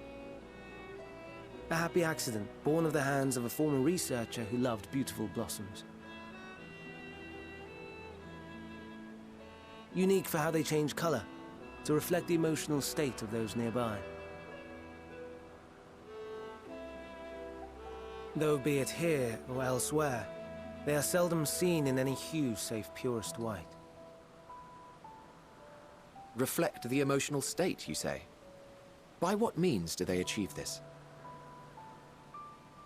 In creation, there exists an energy wholly apart from ether, one driven by emotions. In like manner to how we manipulate ether, this flower is subject to the influence of said energy. Yeah. Well, it has no will of its own. It is sensitive to the prevailing emotion in the vicinity, and reacts by altering its color and vibrancy.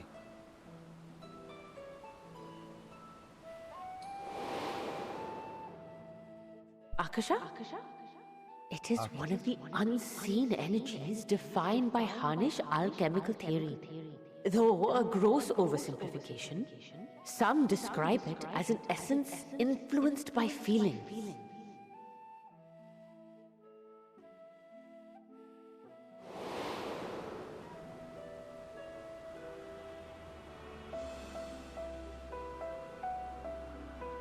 Akasha.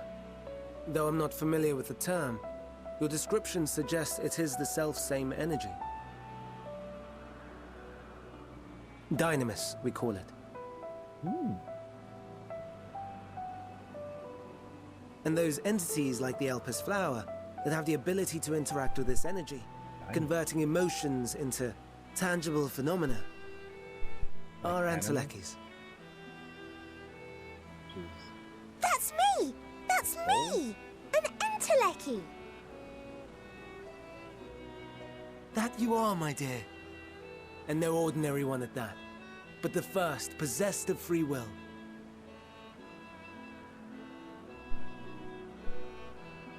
Wait. A form of energy other than ether? Dynamis? I've never heard of such a thing. Hardly surprising. Dynamis cannot be seen, much less felt. I'm thinking of the anima, which is like... right? And though its existence has long been theorized, we had no proof until the flower's serendipitous creation. I don't know. I was trying to form a connection. What's more, Dynamis is far weaker than ether. Under normal circumstances, its effects are drowned out by the latter. On account of which, beings comprised of and reliant upon the ether, like you and I, are unable to make practical use of Dynamis. I like where this is going. 'Tis a truly esoteric thing, known to but a select few scholars. Intriguing. Then, given the limitations you described, why create Meteion?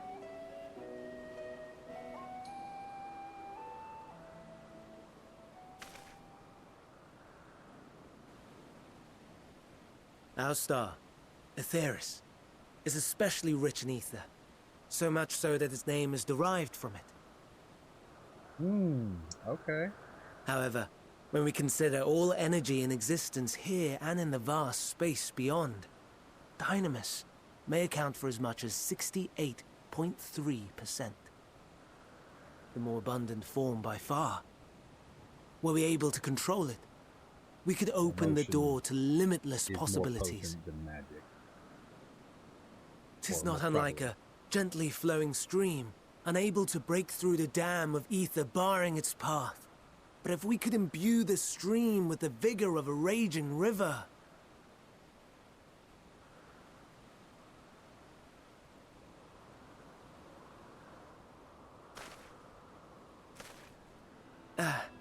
Not that I have such grand ambitions.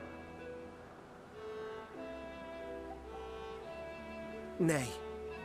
I merely wish to create a being that could traverse the great expanse. The relative scarcity of ether beyond the bounds of this star was a concern. And so, I looked to another source of energy by necessity.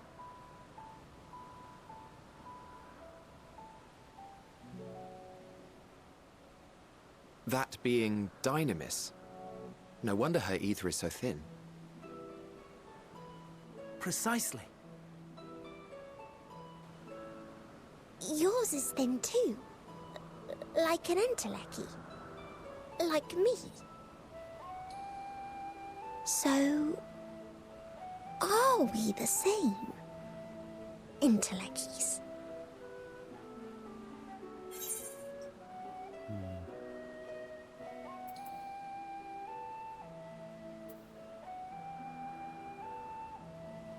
Well, I have been known to transcend my limits with nothing but determination. That sounds more akin to the desperate flailings of a wild beast when facing imminent death. A deficit of ether alone does not an Endwalker make.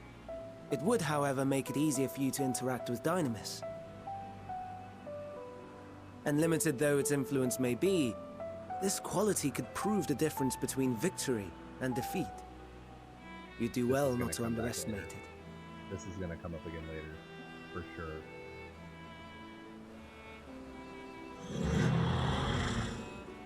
Oh, he's sleeping. Oh dear. I'd forgotten about the poor fella. You must excuse me a moment while I go and verify a few more things.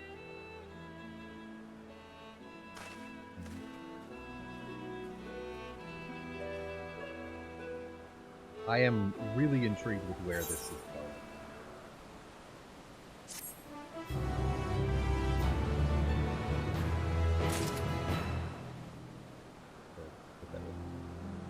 But that's fine.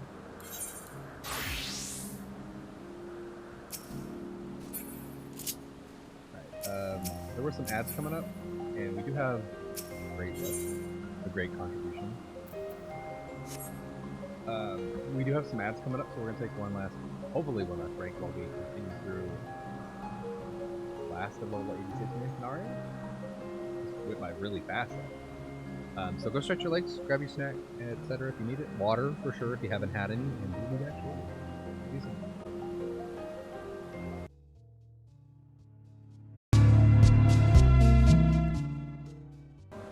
Alright, we're back.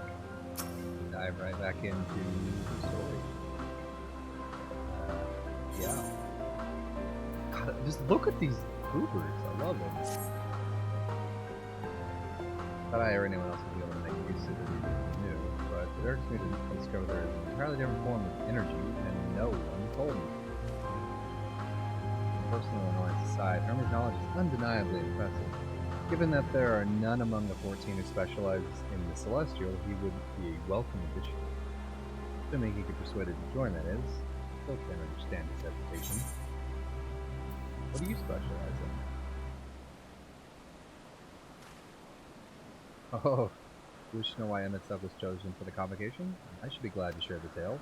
It began when... Not another word. Forgotten, we're here to learn about Hermes, not me. My misspent youth is not your concern. I mean, but I want to know. Tell you a tale when we're away from senses. Oh, okay. Oh. Actually, I want to learn about the convocation. You would accompany us, I suppose we should at least know that much. Convocation of the 14 is the governing body that determines the myriad policies. Goal is to ensure that all is right in creation, that our star might know a brighter time.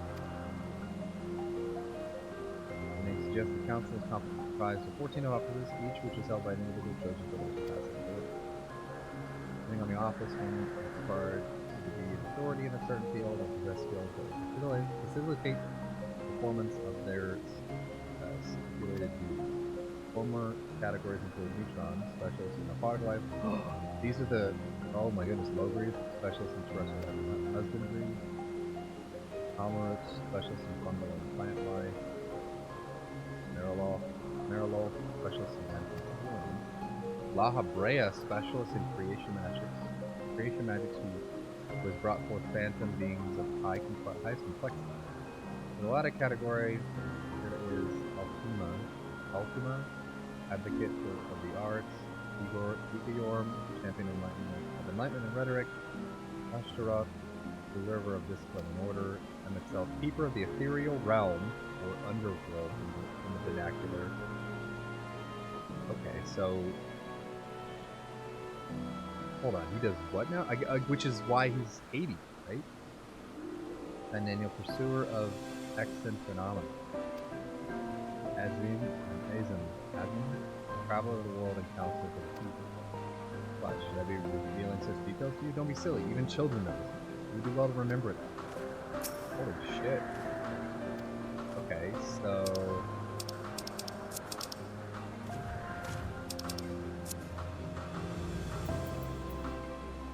People of the ethereal realm.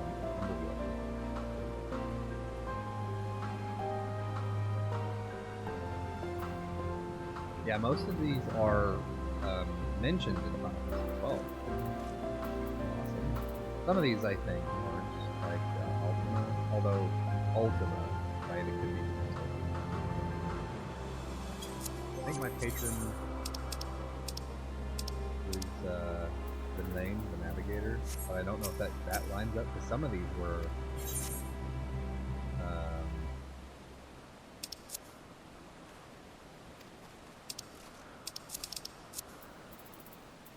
what was it? So if I can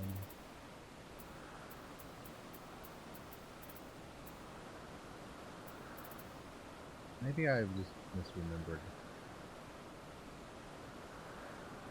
Yeah. Maybe they want me. So, Hermes! Apologies for the wait.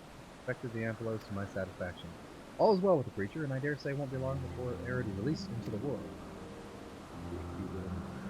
Another creation, however, reportedly is preparing zoology. Charybdis? Socially we shall tend sooner. If you follow me, my friends, we shall return to the main isle and head north. Where do I know that?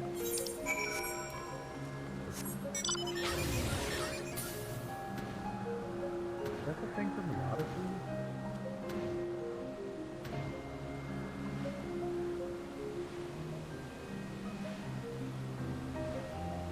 The world?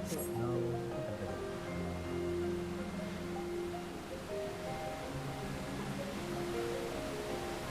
Oh, these guys are... Yeah, no, they're the... Or variant.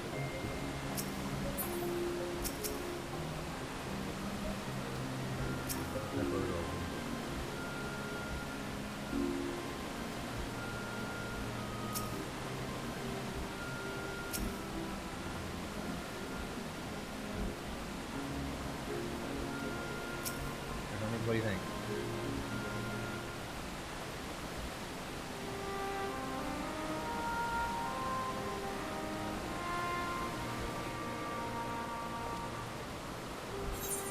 I understand there's a problem with one of the fridges. Yes, that's right. As you know, the Charybdis is based on a sea creature owing to adjustments.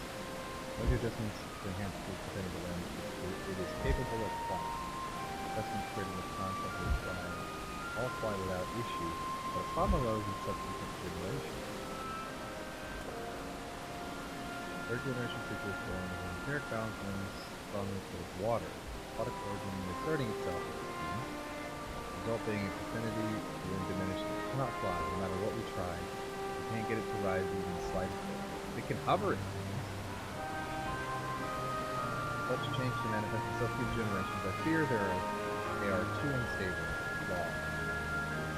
With permission, I will avert the creatures and recommend to the Bureau that the concept be revived. Etheric balancing with water, the Charybdis will indeed struggle with manipulation. But it is too early to conclude that it cannot fly. Having failed at first, it may simply have developed a fear. I transform and fly with it, helping it to manipulate the enemy until it finds it. What? You can go through such links? I'm gonna turn into one? Don't know, but of course not. Transformation is an art in which one manipulates a vast quantity of ether to construct another body around them. Practices allow one to assume any conceivable form and thereby transcend the limits of one's flesh.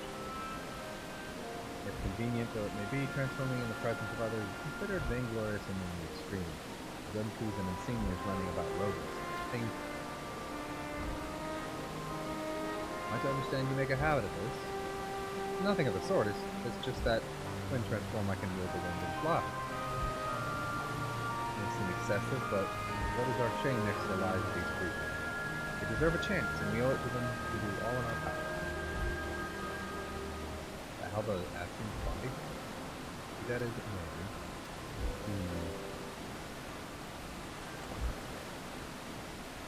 Yes, I believe that's moving. Emet-Selch, may I trouble you to move that Charybdis away from its fellows, somewhere out of sight?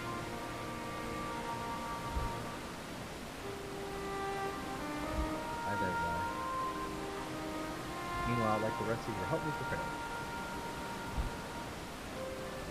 What mischief are you scheming now? No mischief, I assure you. I would but spare you the need to report to your colleagues that Hermes committed an indiscretion. So have a little faith. Run along.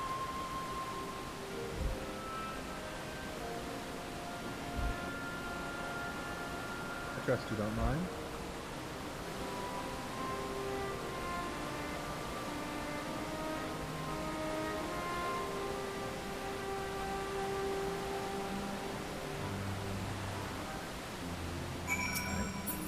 What are you thinking?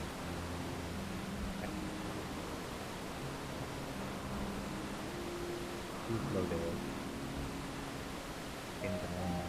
Emet-Selch is out of sight? Good. Let's think of the plan. Perfect genius, really. We have Emet-Selch training Charybdis. Aside from being able to fly untransformed, you can readily see the currents. And within the depth of spellcraft, you can employ suitable wind magic to guide you through the wind. Oh, is he just good at flying and not?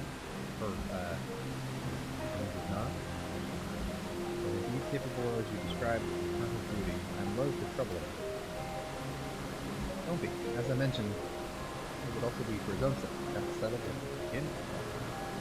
Well, I want you to go to Emet-Selch. Tell him that you have a favor to ask. He will be disinclined to cooperate at first, but you mustn't be discouraged. With our friend, the trick is to be unflaggingly. Just, I'll be going now. Good luck. In chat, I have a favor to ask you to get Emet-Selch. I hate chat. Why would you do this to me? Why would you make me do this?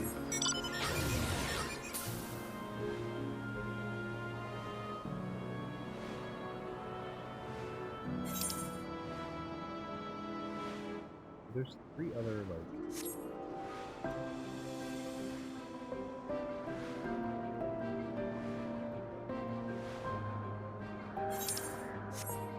all in the ass.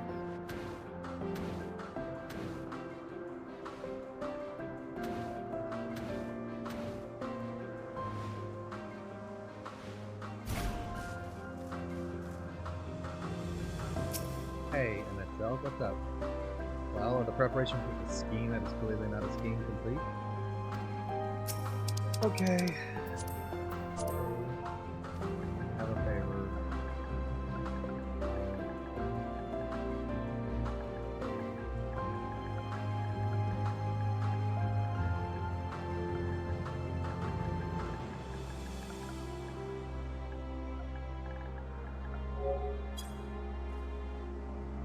Oh no you don't. I'm not lifting a finger.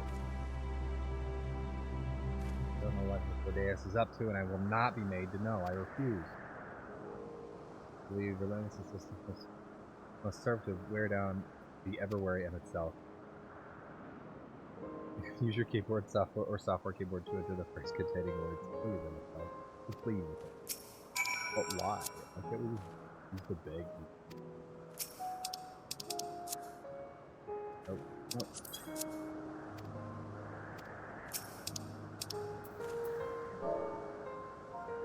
Please.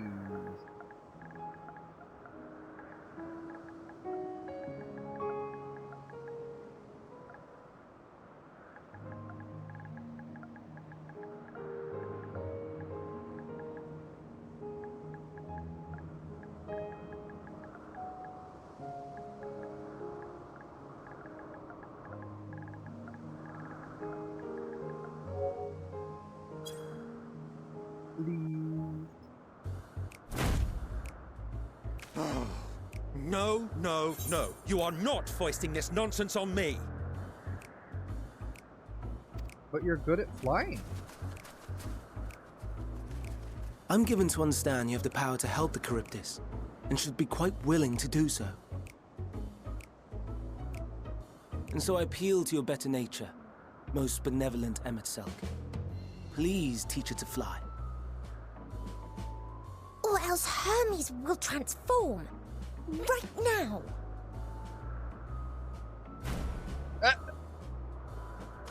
Now, there's no need to go quite that far.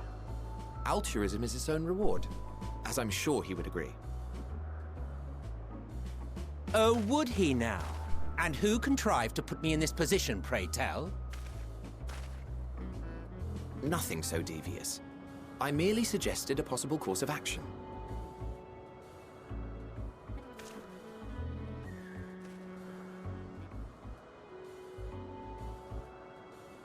Please, Emet-Selch. Please. Everyone's gonna beg him. Oh.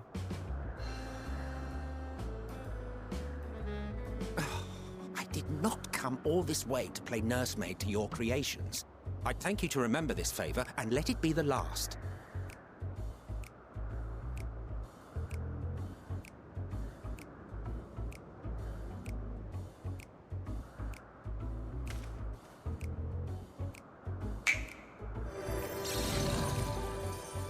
Whoa.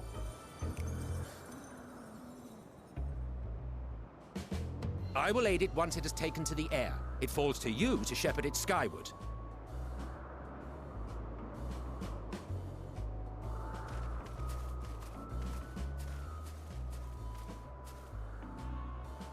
Well, let's relax and enjoy the spectacle, shall we?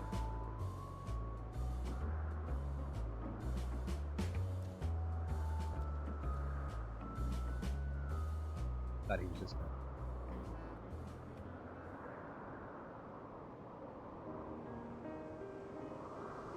Hey, is it doing it? You were wondering why Emet-Selch joined the convocation. Yes. Truth be told, he wasn't the first choice for the office. I was, on the strength of my ability to see ether. But I declined the offer. For though my vision is exceptional, I am pedestrian in all other aspects. Worse even. Quite abysmal when it comes to manipulating ether, for example. Couldn't transform even if I had a mind to do so. What good is the ability to perceive a problem if one cannot act to address it? Emet-Selch has no such shortcomings. He excels in vision and manipulation both, the latter to an extraordinary degree. If there is a mage more powerful, I do not know of them.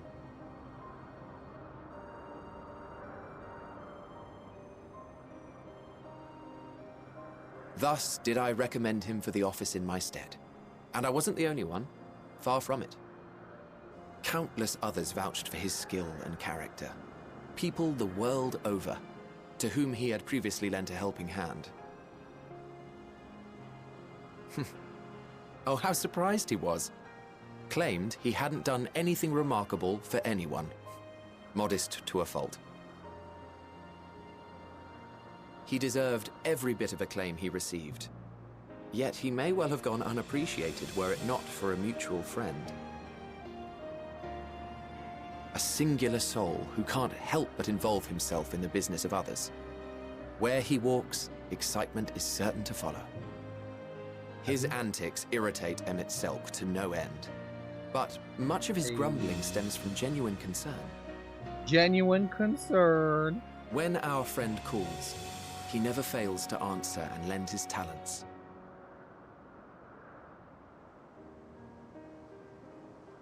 And in the course of doing so, he himself came to be recognized and respected by those around him.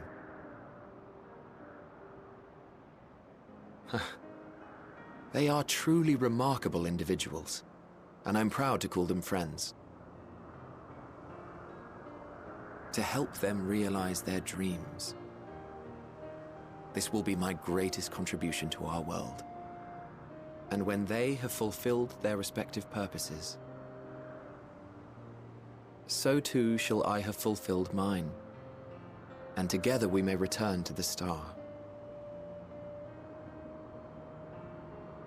Look at me, spilling my innermost secrets. I can't seem to help it with you. I can only assume it is due to the color of your soul. I just don't understand how you can be so alike and yet so different.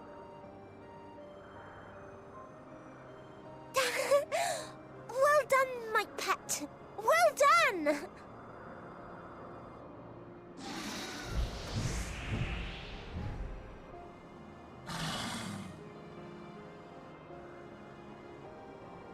Ah yes, I dare say the Charybdis will be fine here on. Why don't you go and signal to Emet-Selch? Let him know that his arduous task is at an end. Sure.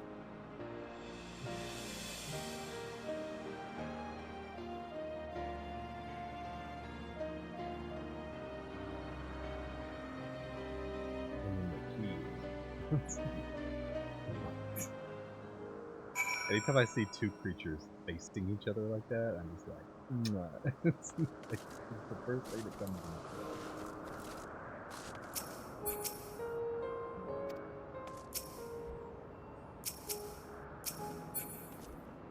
Oh, wave. Sorry. No.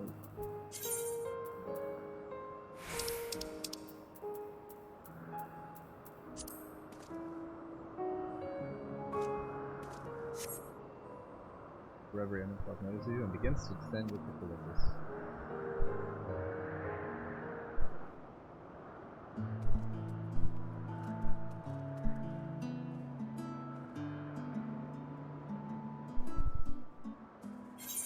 Nope, I have no words to express my gratitude. Thanks to you, the Charybdis has learned to fly.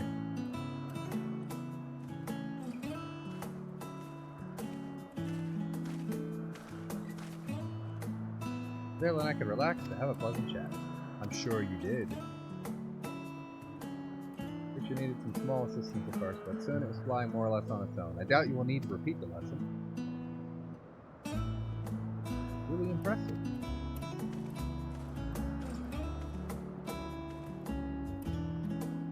Stood all from afar. The Charybdis flies.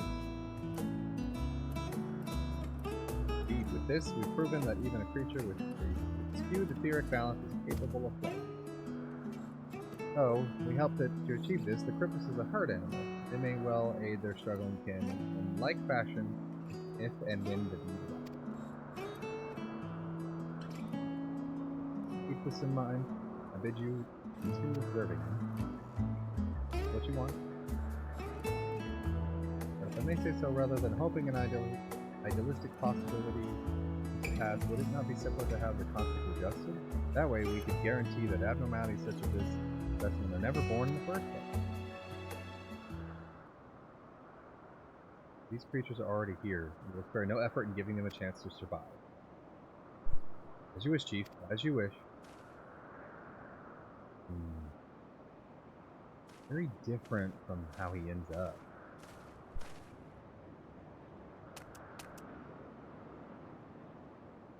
Hermes? Yes. I'm fine, don't worry. Oh, that concludes all my present tasks. Let us return to Anagnoresis. Big words. Anemone.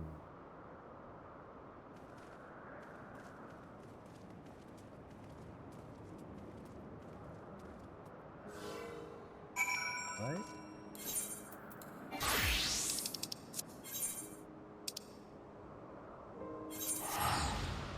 Over there real quick because we still got 3 quests left and I don't know that. It's already almost 10. So, you as well? What?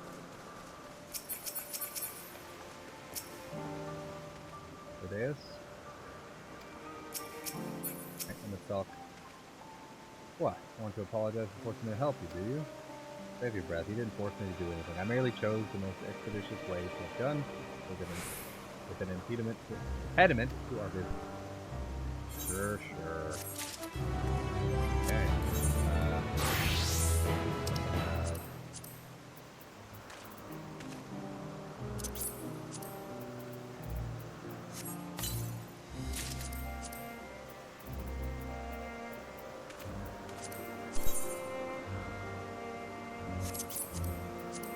Finally, I'm getting gear that... oh, and I also just realized, because Reaper uses most of the same gear, I can just do that too. Alright, Hermes, what's up? Ether to ether. Like the good old days when they like had a piece of gear every quest. Tell me, Zella, in the course of watching me, have you learned aught of value? Dynamis. Dynamis seems promising.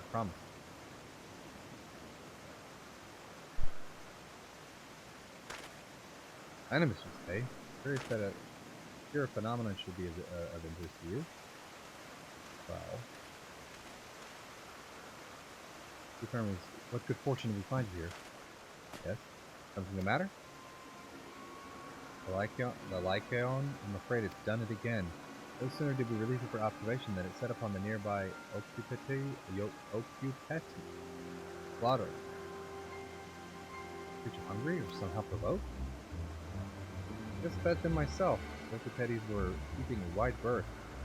The nature of the Lycaon that it is to blame, their innate viciousness. Temperament aside, it's an outstanding creation, perfect in form and function.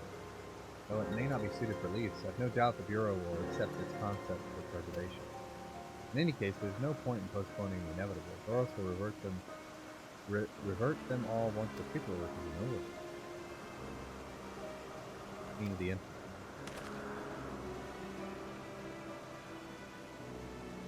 Up the path to the 12 Wonders. To make your way, you should see it on the left. Don't know if Doros is still there, however. Hermes, wait!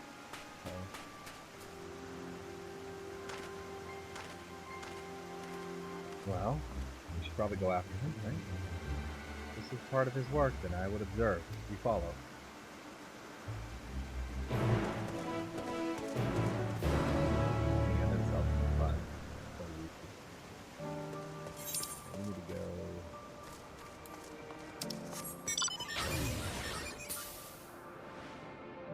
Don't mind this, it's just creation magics at work.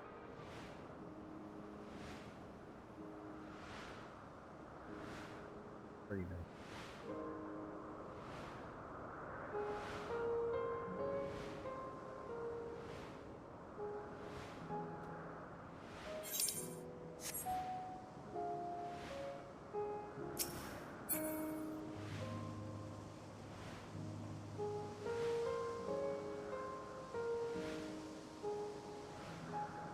This is nice. I like that I want to linger here, actually. I'd like the story to remain here a while.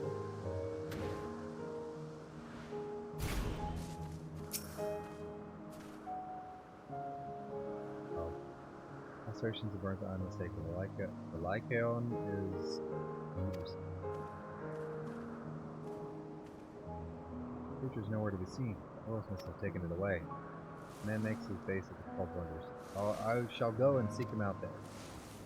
Emet-Selch and I will search the air for good measure. Just make sure the Lycaon did not escape. My thanks. Let's meet at the 12 Wonders when you've finished. Go ahead, please. Follow us out.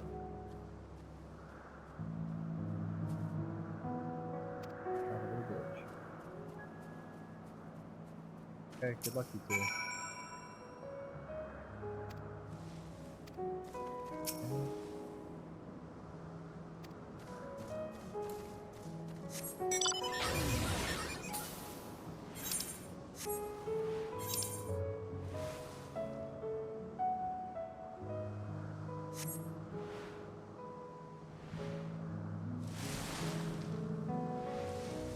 Do it, lady.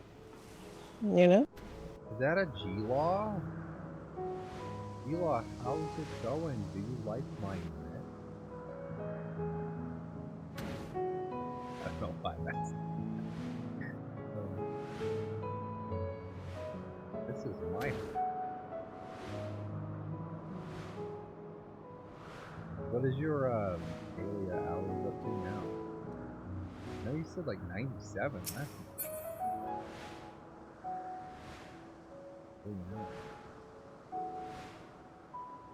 alright, Meteion, what's up?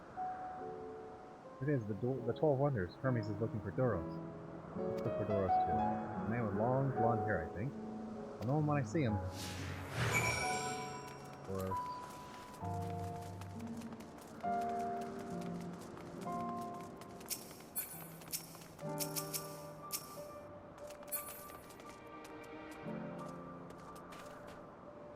long blonde hair.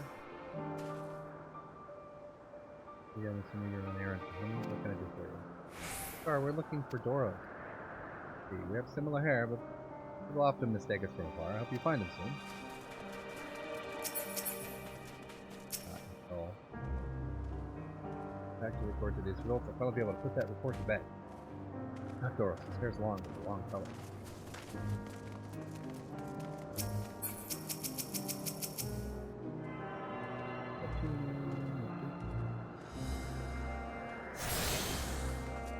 Kind of wild this place has 3 of them.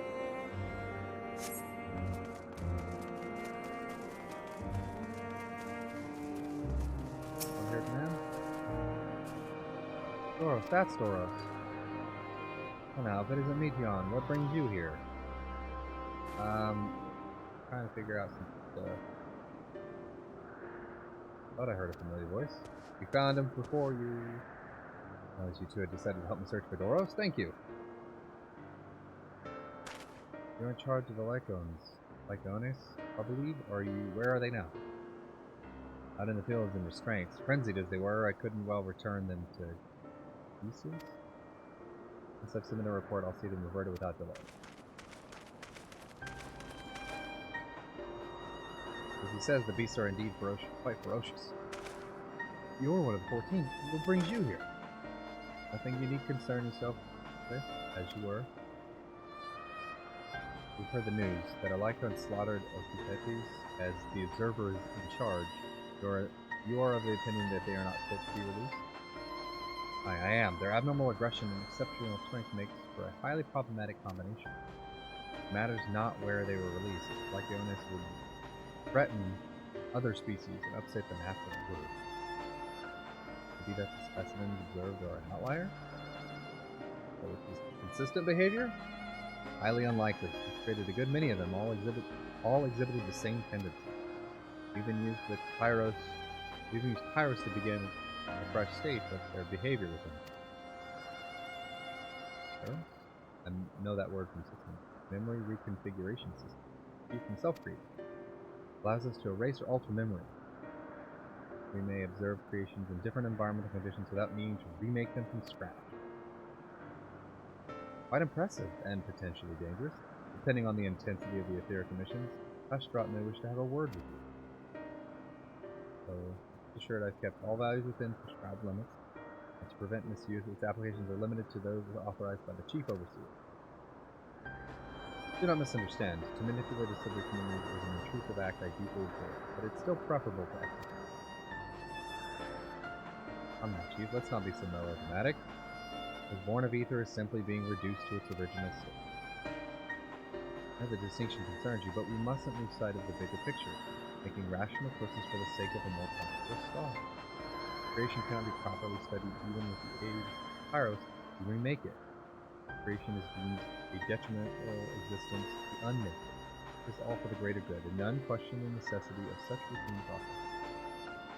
I understand these things, I do. Never think to unleash a clear, undeniable threat into the world. Insignificant though their individual lives may be, next to all creation, it is all the Lycones have. Before we seal their fates, we owe it to these beings to exhaust all options, for nothing has been overlooked. If you insist, let me provide you with a full report so we may take it from there.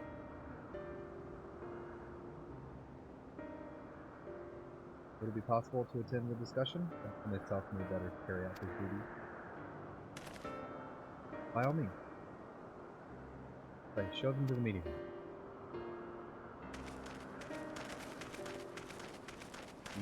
Stay behind.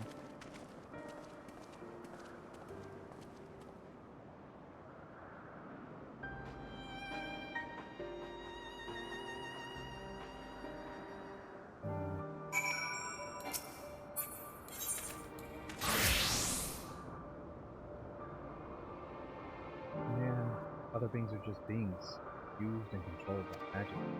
What Hermes told me.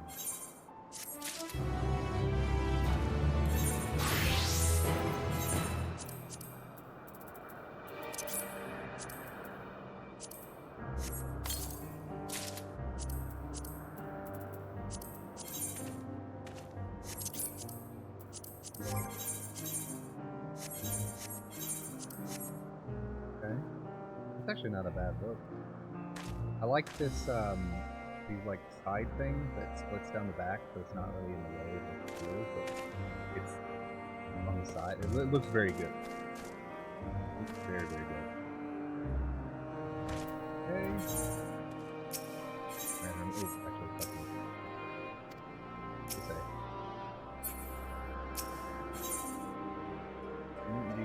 An intellect to feel the weight bearing down on him.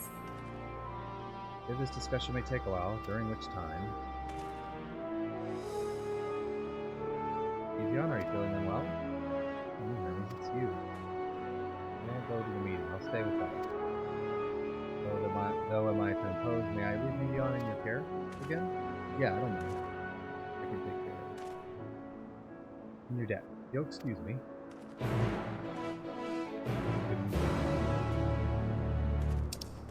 Right. What would you like to do? Can you help me with something? The meeting will make Hermes sad, and I want to cheer him up with a flower. Hermes likes flowers the most, of all the creations in Elpis. Most creations are expected to be interesting, or beautiful, or strong, better in some way. Flowers are different. They're designed to suit our emotions, you feel and want to convey. Hermes likes that. I can't make flowers, so I'll search for them. I want you to search with me. Let's start here at 12-1. Looking for flowers. Find it, buddy.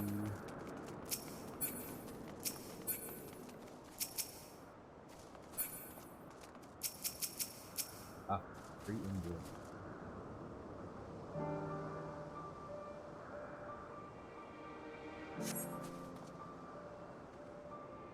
Vibrant purple flowers bigger than your hands adorn the tree. So big and bright. I love them. They might be too bright. Think of the recipient. That's what Hermes said.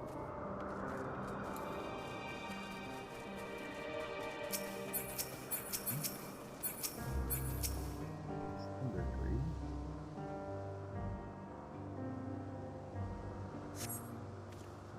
Tall, slender tree rises before you. You crane your neck to look for flowers. No flowers. There are apples. We could have covered them in syrup. Let's head outside next. Are we already outside? Don't worry, we won't wander far.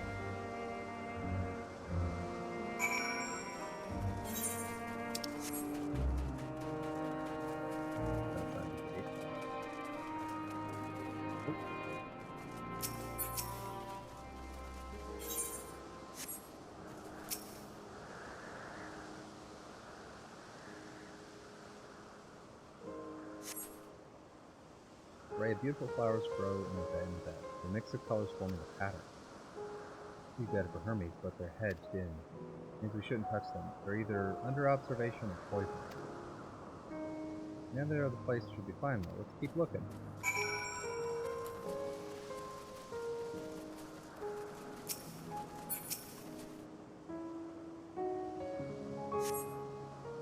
Set on a tall, thin stalk, oddly shaped flower with mesmerizing Oh. That's the flower, a conium, a flower that can move. When Hermes isn't looking, it shot seeds at him.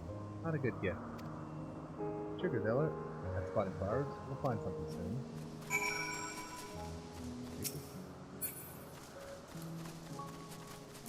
I like these, different kinds of nice. These different areas.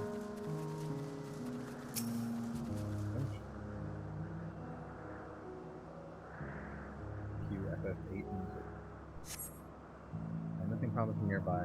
As common looking grasses with some few tiny flowers. Nothing around here. Ah!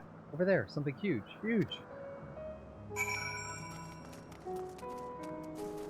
What's a Marlboro? Malodorous grass. That is gnarly looking. Travel stench reminiscent of sodden old boots pervades the air. Without a doubt, culprit is the marble-like creature before you.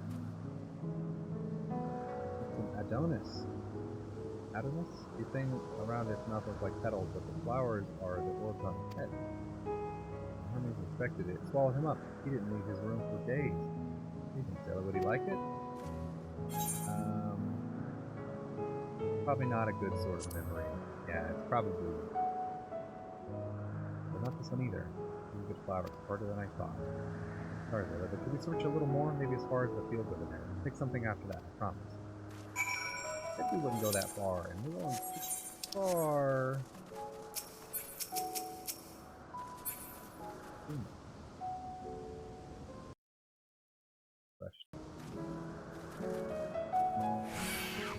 Oh lord, no, run!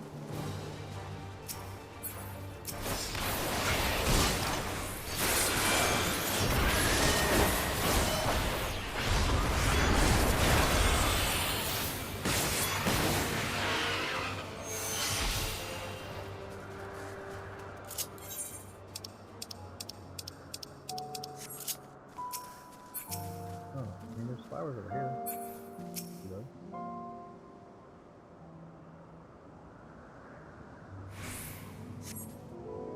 Green field stretches up before you, ending where the sky begins. There's nothing. I mean, are we not looking at flowers here? Anything over there? Could it be?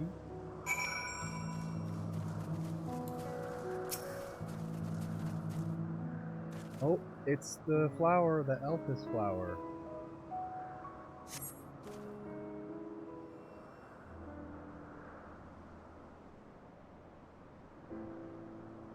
Oh, Elpis flowers. They're here too. He likes and dislikes them at the same time. Like me, they're intellecty. Like me, they feel this pain and turn dark. So that his can. It's only for Hermes though. For others, it's always white and bright.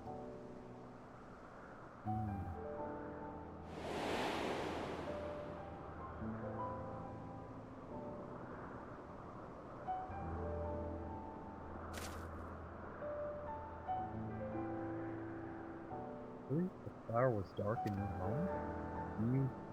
Then do you have it too? A dark emotion?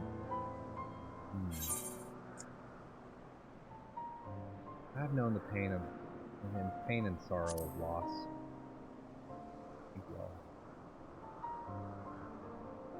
See, Hermes has known the same. Feeling that a part of you is gone, again and again. No one notices. Please, Ella, won't you lend it to me? A little pain and sorrow?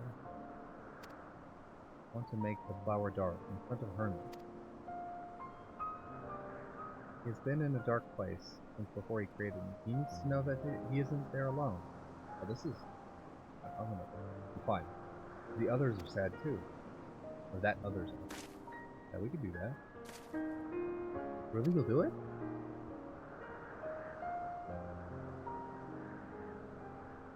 Thank you, Sarah. Thank you. It means more to me than I can say. Wait to see how Hermes reacts. Let's go back and fetch him.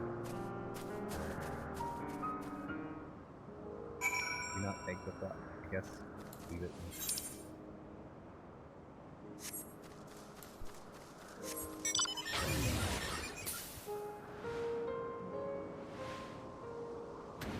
Poisonous flowers.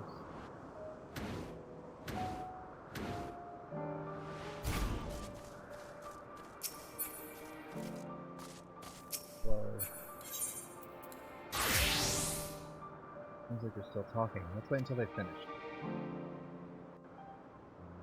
Down?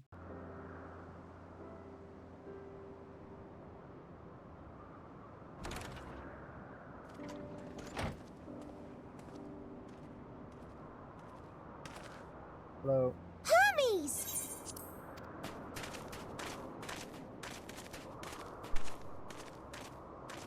Oh. You were waiting for me. You've finished talking? Yes. We've come to a decision. My thanks for keeping Meteion company. Emet-Selch and Hythlodaeus have already retired to their rooms. There is room for you too, if you would follow me. Actually, we need you to come with us. Wait! I want to show you something first.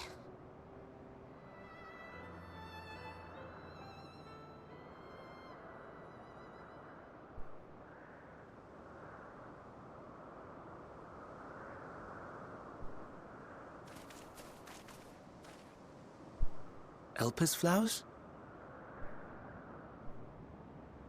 Go on. Alright, here goes nothing.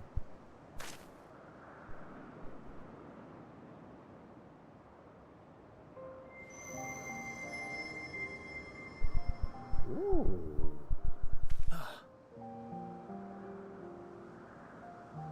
You're not the only one, Hermes.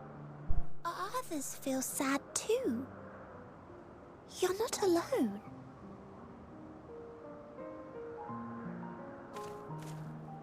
I see Meteion has shared much with you.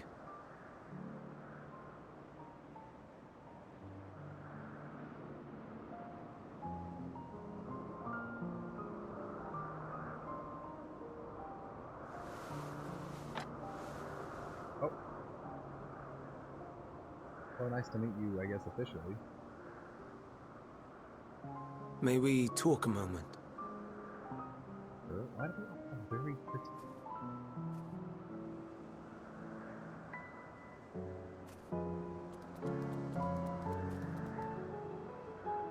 Oh, look at that thing.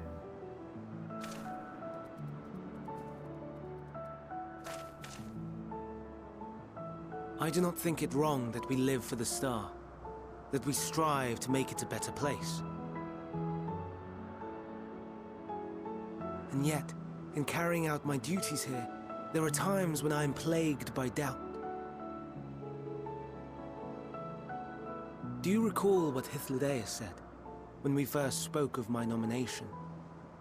Death is the privilege of those who have fulfilled their purpose, a choice they embrace of their own free will, and when they depart, it is always beautiful.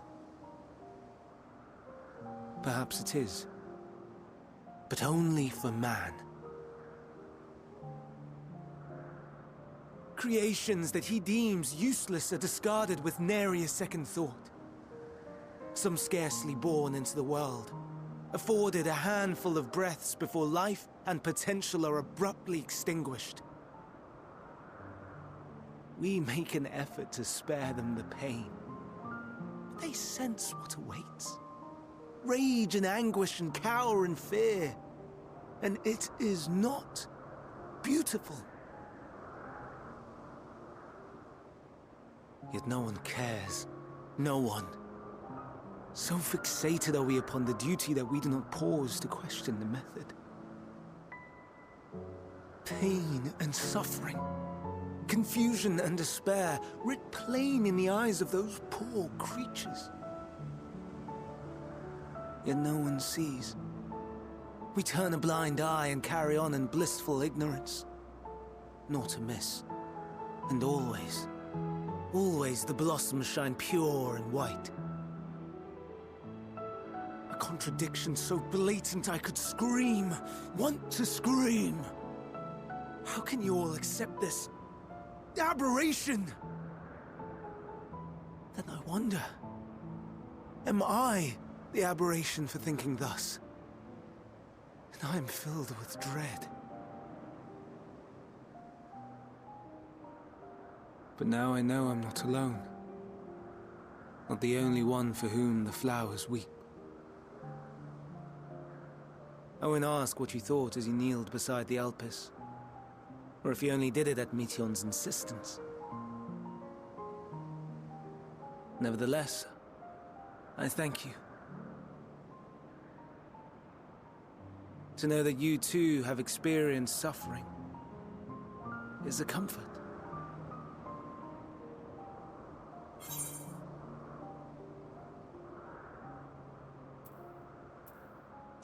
Glad I could be of service.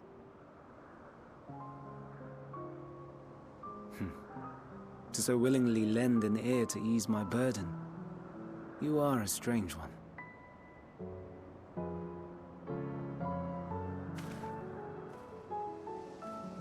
The stars in the heavens.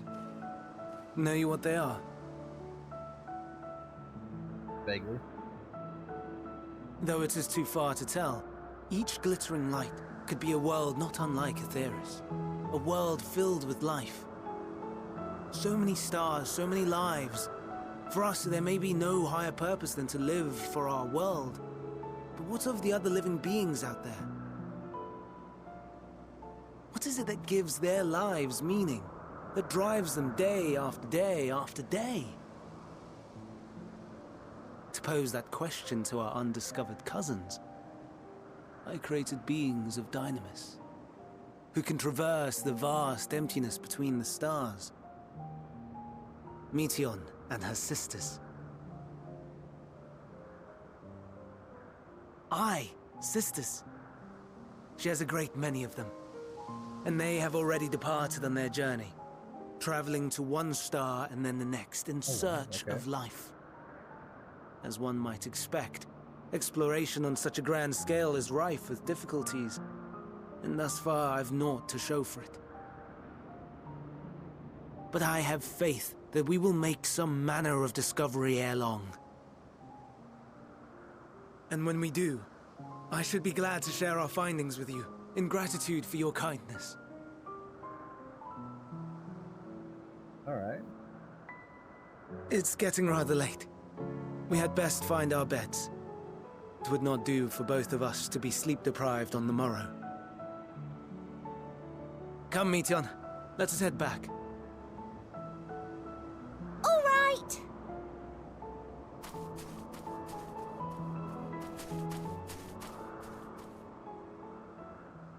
Oh.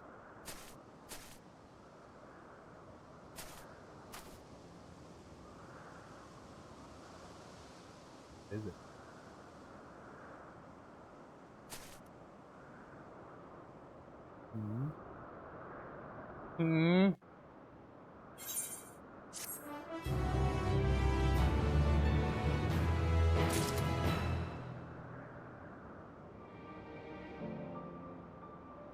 What does it mean? What does it mean? Hello? Hermes? Please do not hesitate to let us know if you're feeling tired, or you might exhaust your scarce reserves of ether. Prodigal familiar returns, causing all manner of trouble while we were meeting, I'm sure. Glad to. Alright, Hermes. Should be the last one for the night. Sorrowful. All too brief interlude, perhaps, but it is time I attend to my next task. As Emet-Selch and Hythlodaeus are aware, we reached a verdict regarding the fate of the Lyconis. 7 were created for observation. All 7 must be unlocked. Doros has followed the correct protocols, and as Chief Overseer I can find no fault in his judgment. The Lyconis would disrupt natural order, ravaging and consuming other species until they themselves starve and perish. They cannot be released into the wild, and cannot be allowed to remain here in Earth. I intend to petition the Bureau of Architects to have the conflict preserved with a restricted purpose hazardous life form. Hythlodaeus has pledged Portland and that whatever the Bureau decides, the existing Lycaons have served their purpose.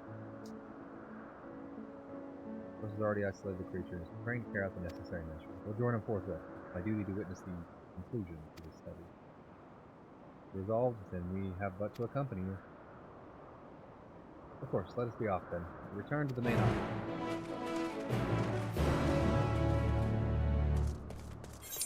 Also, I see quest for ether current that will be doing later. Leave that in.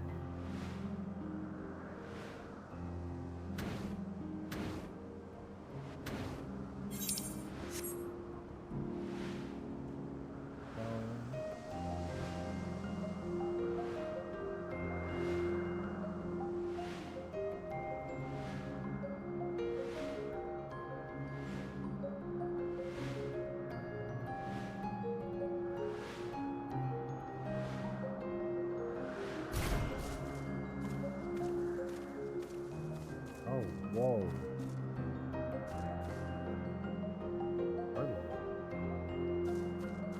Doros, you alright? Are you okay? There's still 3 of them. Boris, are you hurt? What happened here? And 5 days away? Yeah, that's really exciting. I'm really excited for you. You might spur me into action. Bound them with the fear of shackles. They became frenzy, even more so than usual. Broke free. Able to stop 4, but the other 3 escaped.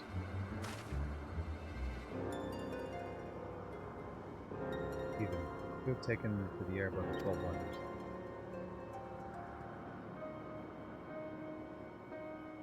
Last does up ahead, lurking in the fields.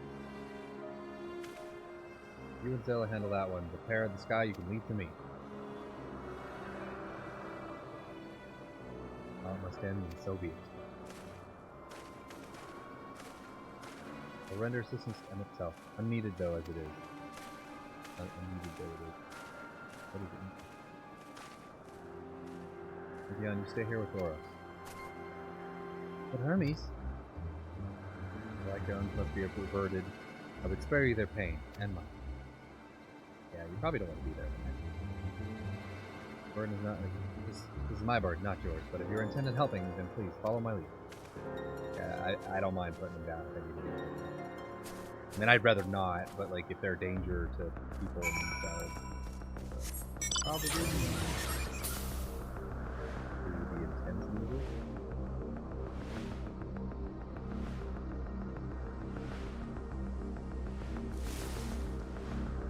Oh, they fly?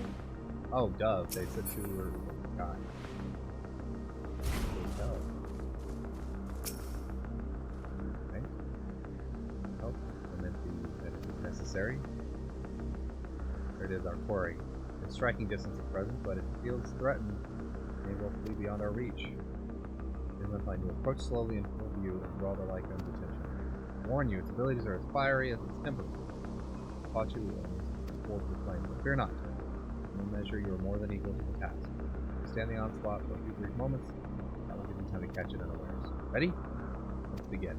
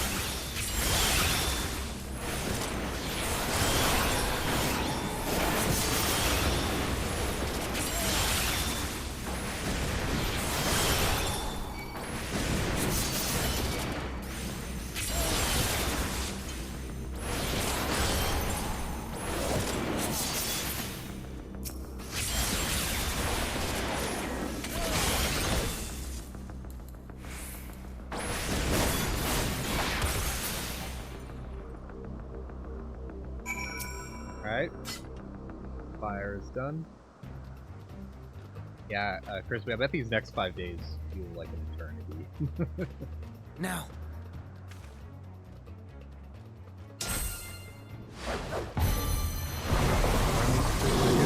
Got the staff.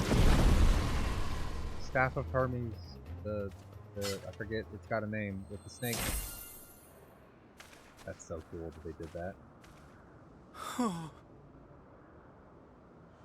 Forgive me. Please, forgive me. May you and your kin find peace. Wherever your souls may drift in the underworld, may you find tranquil seas.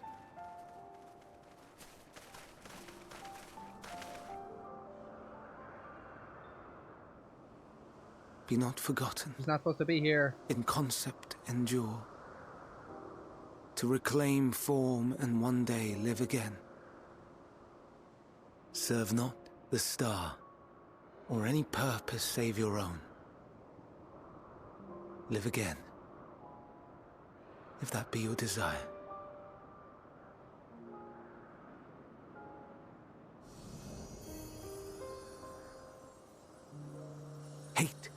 if that be your want. We are worthy. But leave your suffering behind. Lay down your burdens, be born anew. Fly high. Fly free.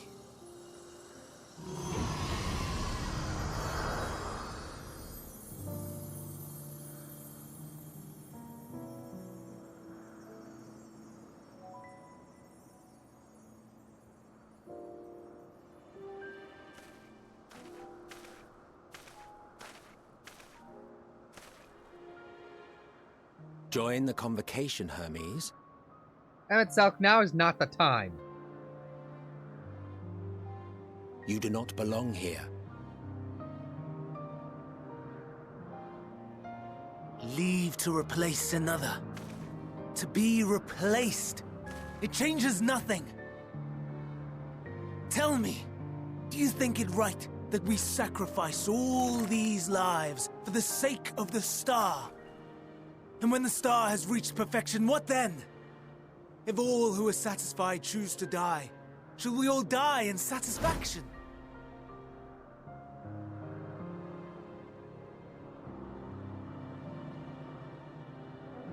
I do not know. Were I to take up the seat of Fandaniel, it would be tantamount to approving my predecessor's death. I do not know if it is right. And to be torn by such thoughts, I do not know if I am fit to represent mankind. Hermes! Yeah. Please, don't be angry. It hurts so.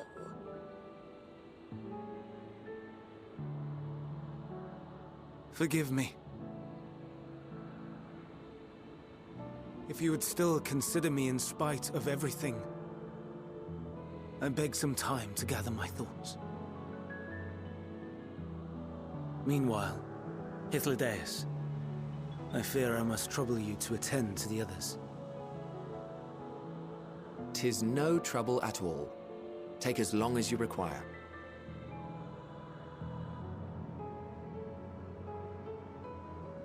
And you, my friend, I pray you find that which you seek.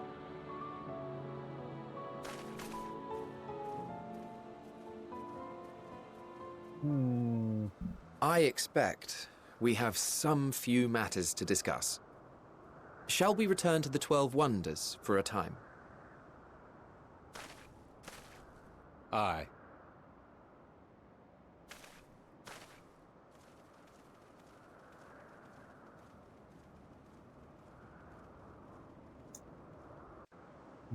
I wonder, like, he's so different now than he is in the future.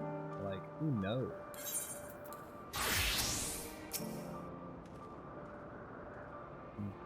Quite an exciting visit for you thus far. Oh, you weren't injured, were you? Good, good. No, I'm fine.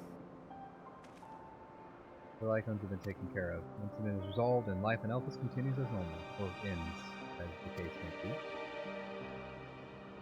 Rationally speaking, I understand Hermes' arguments. No matter how well deserved the dress, there is a pang of sadness when it follows me. Yet never has the departure caused me such grief as Hermes appears to feel. Must it be like to experience such pain? Okay.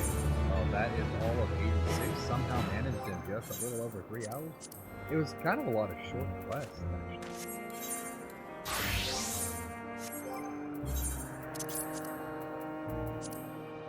Not that I hate that. In fact, I prefer like shorter quests and more like feeling of progression. Alright, I'm thinking about it. I'm gonna put this here. Let him level up. Okay, well that will be all for tonight. We have level 87 ready to roll. However, due to the due to roll quests, we actually have those coming up next session. Basically, we'll be doing all of the roll quests before the end of the expansion itself. the main part, at least. So that just means that rather than starting 87 main scenario, we'll be doing probably a shorter stream because it's just one set of role quests. I think we'll play a second game next week. That might be what we do, because there's only going to be 5 quests. It'll take us like 2 hours. So we might do something extra next Friday to make up for some of that time. Yeah, role quests continue next week. Next stream's going to be... next stream should be on Sunday, and it should be Persona 3 Reload. And then we're going to be doing some Resident Evil, more Resident Evil. Okay. Look forward to that. Now, though, we're gonna go ahead and here. Saraki's playing Trails of Cold Steel, and it looked interesting. We're gonna go check it out again and say hello. I'll be over the rest of the session. I hope to see you there. That's a lot of character stats. We'll see you on Sunday. Thanks again for hanging out tonight, and until Sunday, I'll chat you very soon. Dane!